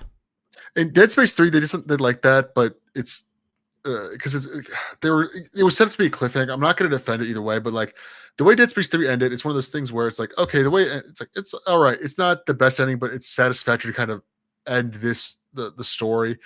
And then they do it's like, oh, there's a DLC where somehow he survives, just like this one, and then it ends on a giant cliffhanger for Dead Space 4, which spoiler alert, I keep saying that never happens because EA shut Visceral down because they're a bunch of fucking idiots.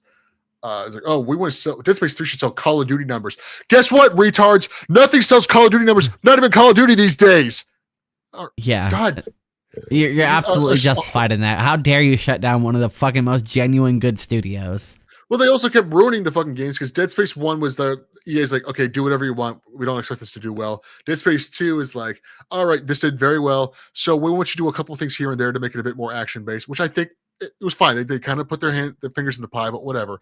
Dead Space 3 is you need to have dodge rolling. It's got to be a co-op shooter. You have to have weapon crafting. You have to have, if you have a connect, you can swear into it so you can get bonus abilities. Shut the EA, I fucking hate you. And then it's like, oh, your game did terrible. It didn't do terrible. It actually sold pretty well, but it's like your game did terrible because we wanted Call of Duty numbers and you sold like Dead Space numbers. So we're shutting your studio down and killing your franchise. God damn it. Yeah, it's an unforgivable thing for a franchise that I genuinely put in my top. It's so good. My point is I'm pretty sure the reason they did DLC for Dead Space 3, which is the cliffhanger for Dead Space 4, is because that was EA doing because they love their DLC. This game isn't owned by EA, and I don't think it's owned by Activision either. So I don't understand why they did that. And it reminds me of a massive controversy back in the Xbox 360 days. I don't know if anyone has ever heard of the game Asura's Wrath. Yes, that game's cool. It's a cool game. It's not a very fun game to play, but it's a game by Capcom during their worst era. And it was like this cool action game. It wasn't much. The action's not great, but it was a cool story. It would have been an amazing like anime or movie. And when you finish the game, it's like, oh, okay, that was kind of not very satisfying. And then 3 months later, they're like, we're announcing DLC for the true ending of Asura's Wrath. And then everyone was pissed off. This was like the biggest news for a couple of weeks in the quote unquote gaming industry because it's like, you guys put the true ending of a game behind DLC. And so it was mad. It was big word everywhere. When this came out for Callisto Protocol, I didn't know about the DLC until I played the game. And it's like, oh, the ending's behind DLC. That is worse than the controversy because that means no one cares enough to know about it. No one spoke about this game. I might go out on a limb and say that it's worse than pay to win. It's pay to complete what you already paid for. It's way worse because pay to win. It's like technically you can pay to win is like more like, well, you gotta pay so you can get overpowered gear and complete. It's like pay to win games are more like you can beat the game without paying, but they're gonna make it as hard as possible. We're going to twist your arm until you gave us money.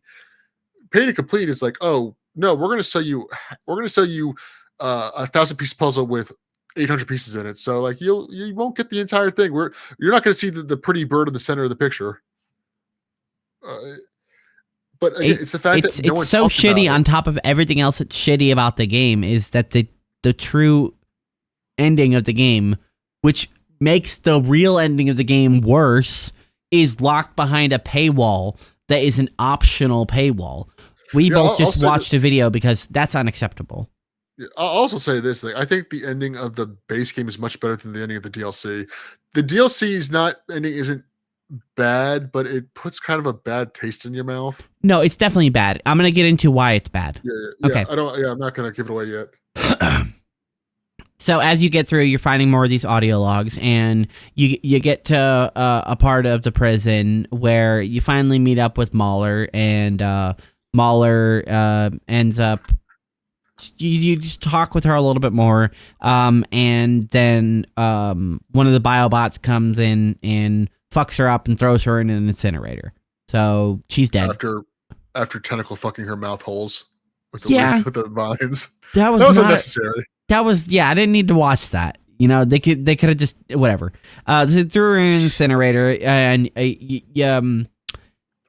it's really crappy because she was just telling you that you guys can get out of there with the ship.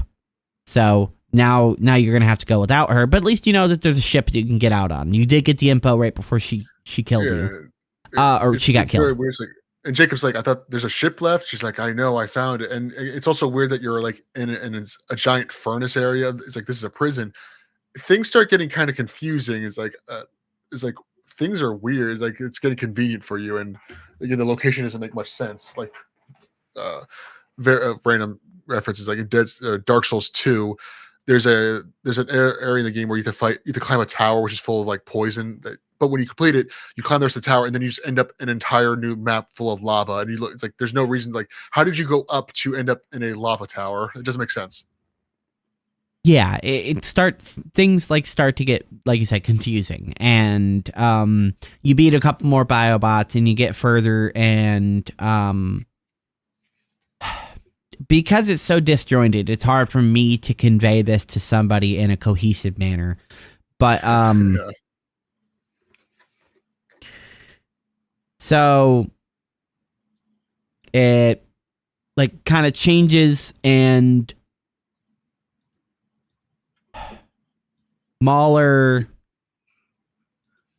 like starts, like you start hearing her voice like weirdly, and then you get closer to one of these things, and Mahler is mutated and climbs out of the furnace, and she's like a combination of the split in half enemy and a spitter enemy. And for no reason at all, she has like a warp drive in her where she can like turn into smoke and like locally blink places. Yeah, that was dumb, but I will say to their credit, I thought that boss was actually one of the coolest. It's probably my favorite design in the game. Oh, really good boss fight. I'm really sad I didn't get to actually play it. Yeah, because it was a split head, but also the two heads would like morph together like a weird shell. It's like I was like, oh, that's actually unpleasant to look at, and it's like intimidating and it's unique. And then the actual combat looked very not fun.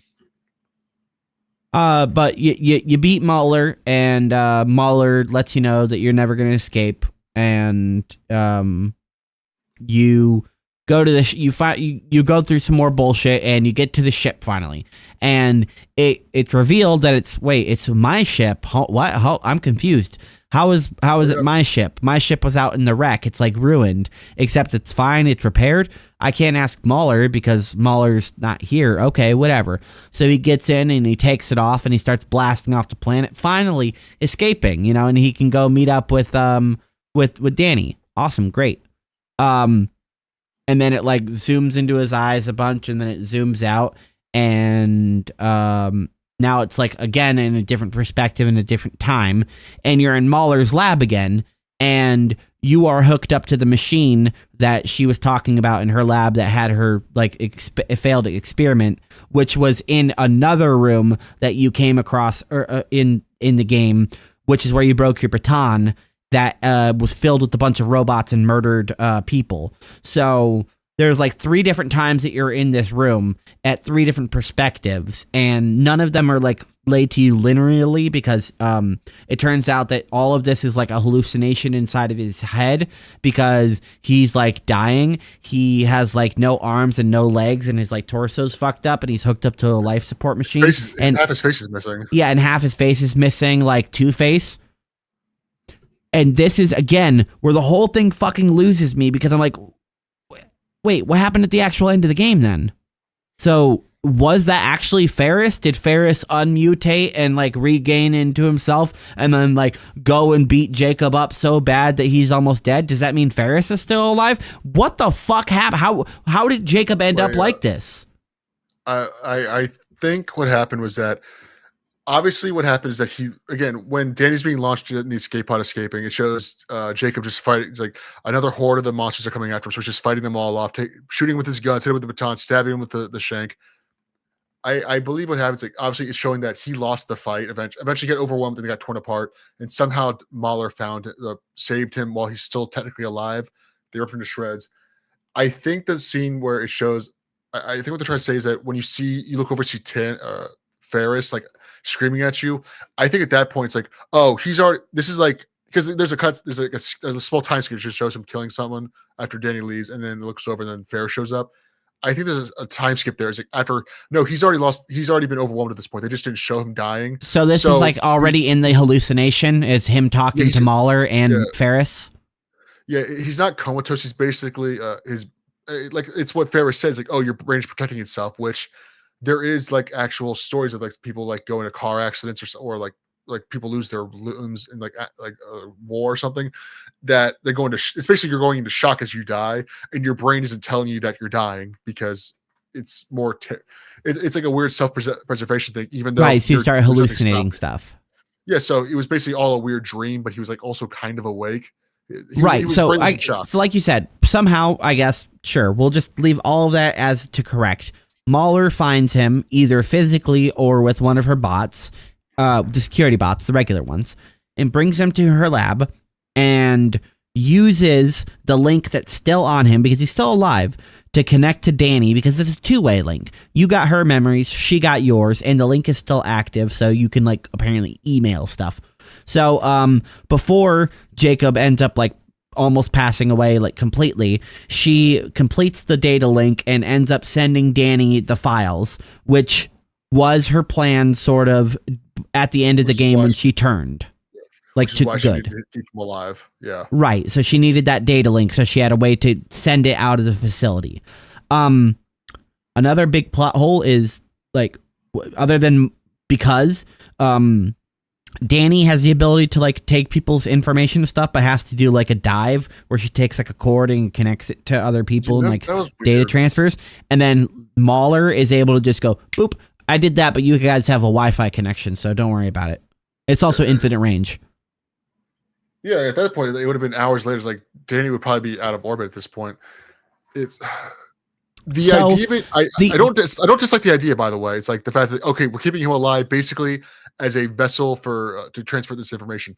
That's not. It's like dark and grim, but like it makes sense for how desperate they were. I want to try. Like I was trying to piece this together when I was watching it, but I want to give this the benefit of good and say that everything that happened in it did happen, but it happens in the future. The end of the DLC where she's sending the data link is the beginning of the timeline of what happens. Oh. So she gets his body, she does the data link, he might die, she might revive him, and then he becomes the core architecture of her biobot thing. She starts upgrading him and making him a cyborg, enhancing him with the biophage thing to like put it all together and make it cohesive, because in the DLC it's mentioned and in the main game that they're both working on the project from different angles. She's doing the research and stuff, but she also has her side project, which is to make like people into robot versions so they don't have to worry about as much organics and stuff. So I'm making the leap that she turned Jacob into the biobot, and then it went wrong and the facility ended up like being overrun and taken over by the biobots. And this is a memory of what is happening and what will happen, but he's also remembering the past because his mind is completely fractured from dying and being turned into a robot. I mean, it's like, with all due respect, I think that's just wishful thinking because... Yep. I know. It's the only way this can be. It's the only way it can be any sort of good, because otherwise, this entire thing being a mindfuck on top of a mindfuck, and then being like, actually, none of that happened, and the entire end of the DLC is just one cutscene, and that's the post game. Well, yeah, it is. Like I said, it kind of puts a. I don't hate the ending of the DLC genuinely, but like I said, it puts a bad taste in your mouth at the end of it, because Jacob was torn to shreds and then basically he's just barely kept alive, which this is like more like 40K, like Warhammer 40K kind of dark instead of Dead Space ones. Like, oh, we're keeping you alive as a machine to like spread information. That's something they would do in 40K. But it's like, okay, yeah, then after the information goes out, she's like, okay, she's like, you can die now, Jacob, you can let go. And it's like, yeah, obviously it's supposed to be like punished for what he did for his part in all this. But that's why I thought the ending of the base game was better, because like it's another one that's like show, don't tell. And sometimes you can just let the player figure this out. It's like he saves Danny. The information is being released with her, and then he stays behind and just shows him fighting off a horde of monsters. And then like, look, he's gonna die. Everyone knows that game's like, but then they're like, we're gonna add more to this. And then it's like actually he did die. It's like, yeah, that's we real. know. You for some reason they gave us false hope that he might survive. Even at the same time, it's like, why? Because it feels really lazy if you given him multiple. There's like three different like death flags in this game. It's like when every time he thinks he's about to escape, something happens, and it's like the last one's okay. He's not going to escape. He's accepted this. He understands that this is his small punishment. It's like, yes, that's kind of like I don't want to go as far as beautiful, but like it's a nice little ending to this. It's not perfect, but it's an end to that storyline. It's like, well, it's like an end is like, okay, this is the cycle I put myself into. This is how I'm going to end it. But then you can't just have like the hero's ending for him. He has to die by getting slaughtered. It's like it felt like it's in bad taste. I agree. It robbed the little bit of redemption that Jacob had at the end, and then to, even if it be a dream, be offered a way out additionally at the end, and then even then in death being like, ha, you're not leaving. It's like, I knew I wasn't leaving. I was fine with that, and then you tricked me. Yeah, and going back to the Ferris jump scares, like they clearly didn't plan that stuff out, because what they could have done is, again, they're going into the weird. He's going, you're like, what happened again? He's amnesia, and then it would have been nice that like Ferris is like constantly contacting you throughout this thing, like he's calling you on your radio or your core, and then the entire time he's like, "How the hell are you still alive? I thought I killed you." And then he goes in the radio, it's like you don't remember you don't remember why I'm still here. That would be nice. Like, it's like constantly mocking you, or maybe he's like you have to fight him like once or twice, like mini boss fights. It's like then it would kind of like handhold the players. It brings it. It's like, oh, there's mystery. It's like, how is he still alive? What's going on? We shot him. Maybe removing the biophage like just reverted him and kind of turned him. There's some kind of. It'd be stupid, but like at least to be like intriguing, because it would lean more into like the amnesia part of it. Or the other thing, they also clearly didn't think. They had no idea what the DLC was going to be. They just said, "Oh, we have a plan to escape. I can help you," and then shows Ferris, but they didn't show Ferris again. And the other thing I would have thought is like, okay, instead of Ferris, maybe show like something. It shows like one of the biobots grabbing him, but you don't show the body. You just like show the hand grabbing at him, like grabbing by his armor. Or it's like just a hint is like, ooh, there's gonna be a new monster coming around. But they didn't. Yeah, they didn't look ahead. They just like them teasing it with Ferris is what made it so confusing. Is because Ferris has nothing to do at the end of the game, like the actual like the DLC, nothing. I think the Ferris angle, by the way, my Ferris idea was way better. But I'm just like, go for the biobot angle. I'm trying to give them alternate ideas, but just teasing Ferris and them doing nothing is just it's just blue balls. It's nothing. I don't even like Ferris. I didn't like him. I thought he was annoying. Me either. Exactly. Fight. But it would have been cool to see him come back and like, ooh, what happened? How is he alive? Yeah, right. Well, maybe that wasn't Ferris's or multiple Ferris's. Does he have a twin? Yeah, anything. I feel like would have been more. Even if it was worse, I feel like it would have been more entertaining than when it was. Because, like you said, the whole thing was just bland. I just had another idea. It's because Ferris didn't say anything at that tease at the very end. He screams at you. Maybe he's on like full biophage. Like maybe it's like, oh, if you're like certain bios, like some of them will just like resurrect themselves, and it's like another level. Like the mutated ones that get stronger. What if some of them like a la Resident Evil 1, if you shoot the zombies but you don't burn their bodies, some of them can mutate into the Crimson Heads. Maybe the biophage works the same way. Some of them, like if you leave them dead long enough, they like fester and then they come back as like a new form of them. That would have been kind of cool too. It's like, oh, a new enemy type that's like not stronger, but they're different. So like you have to be worried about, oh, maybe to get headshots on, you have to blow their heads up, or there's a risk they might come back. So much lost opportunity for a game that started off pretty strong, and overall, it's still hard for me to call it bad. The first episode of my stream of it was titled "Comparison is the Thief of Joy," and if you try even for a couple of seconds to compare this to Dead Space 1, to Dead Space 2, or to Dead Space 3, this game is fucking awful. But that does it a huge disservice because it's not Dead Space 4. You know, it's not what it is. It's like I said, it feels and seems like somebody did a Dead Space fan fiction and was like, okay, this is maybe like what is happening on a different planet with different crews and stuff. And you know, it just, I don't know. It felt like everything was so close, but it was missing like a couple seasonings. Well, yeah, it's the thing is, like you said, yeah, like you shouldn't compare the two games, but like they clearly, the entire game is like, look at us, we're the next Dead Space. But I'll say this, I have never played a spiritual successor game that I actually liked. Every time I play one, it's always underwhelming or it's bad. Like because you're trying too hard to do something. I think this game would have been much better if it was like, okay, we're gonna do a survival horror game that's melee focused, that's a space one. It's like, and then it's like, oh, we're inspired by Dead Space. Or like, yeah, we'll take some Dead Space. We'll do some cheeky references, but the mechanics are there. Like the HUDs are very similar. The grip is the grip is the worse kinesis. Everything they do is just worse than Dead Space, and it's so you can't not compare them because there's so much. The melee thing is like, again, the melee combat isn't amazing, but it's probably my favorite part of the game. Even though, again, the combat can be a slog at times because it was original. It was its own thing. It had an identity there, as well as like that's why that is a good point. I will agree with you on that. I also like Black Iron Prison because first off, it was, like I said, it was a cool concept for a space area, a space prison that's cool. But Dead Space never did a prison. There was like jails in some of the Dead Space parts of the game, but there was no prisons. It's a whole new environment. You go into sewers. Like there's a whole segment of the game where you go through these nasty sewers. You're sliding through muck, and there's monsters like in the muck, so you can't see them until they pop up, which has been done a million times before. But it was new. It was new for this series, and Dead Space hadn't done it yet, so it was fresh and it was original, and it can't be compared to something that Dead Space did.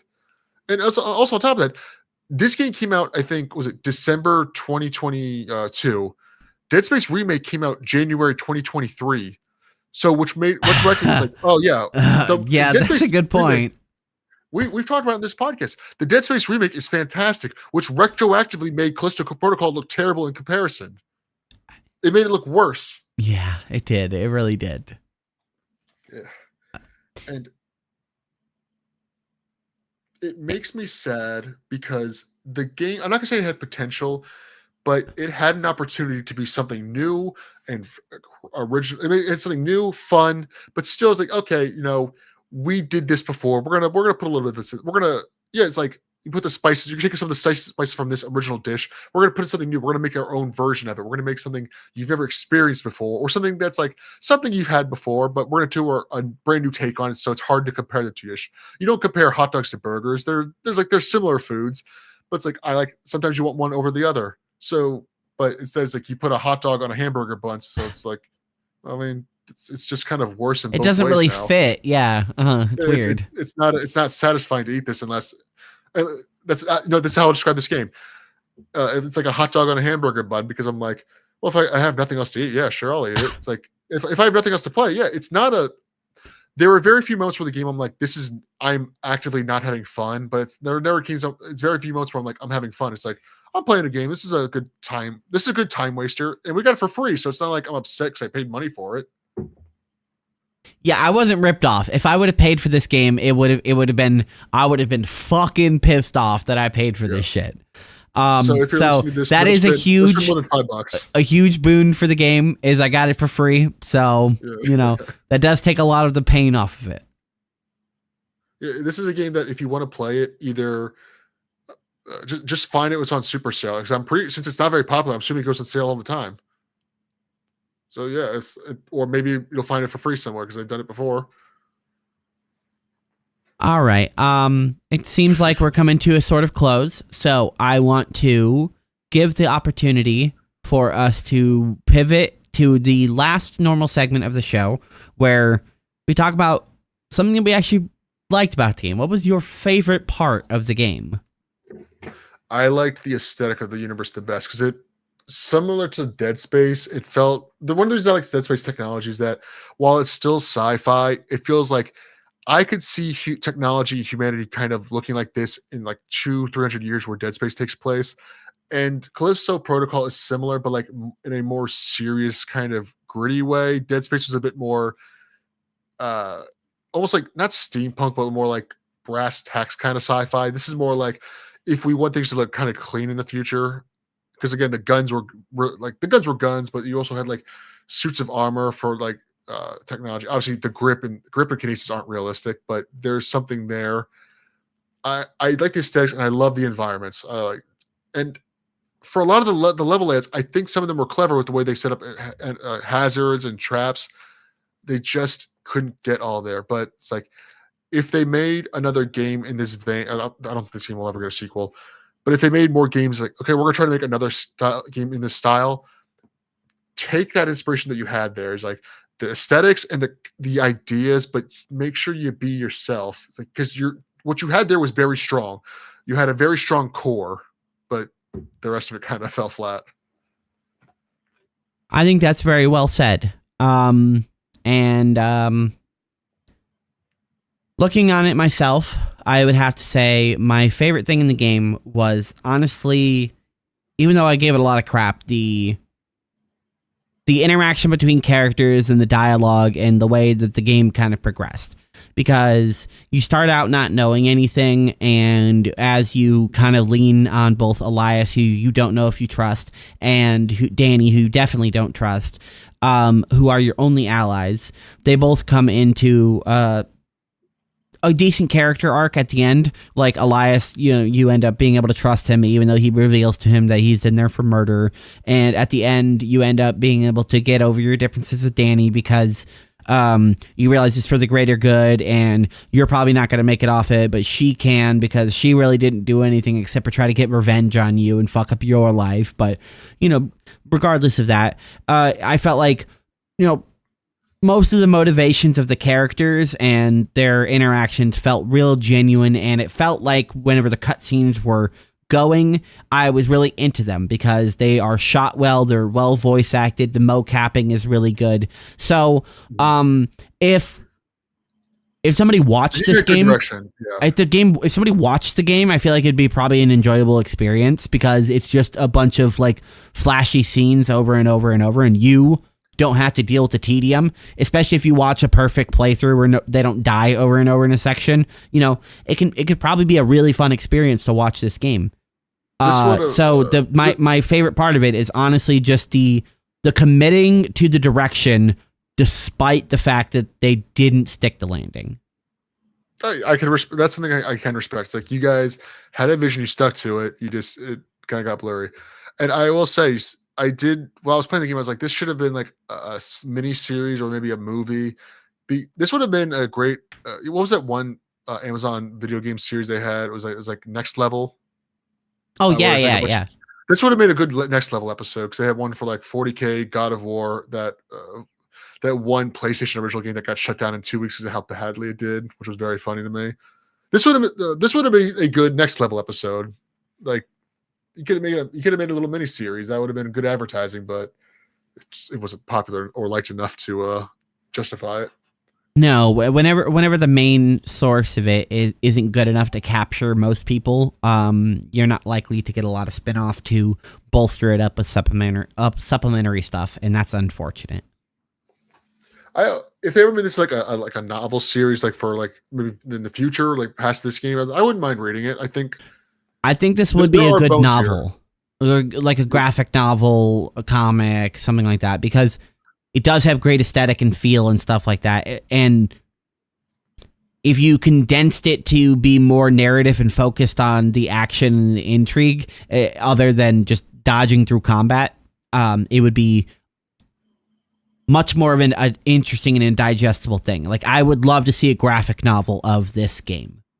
What's going to come out first, the Callisto Protocol comic or Super Killer? I would actually probably give that to Super Killer.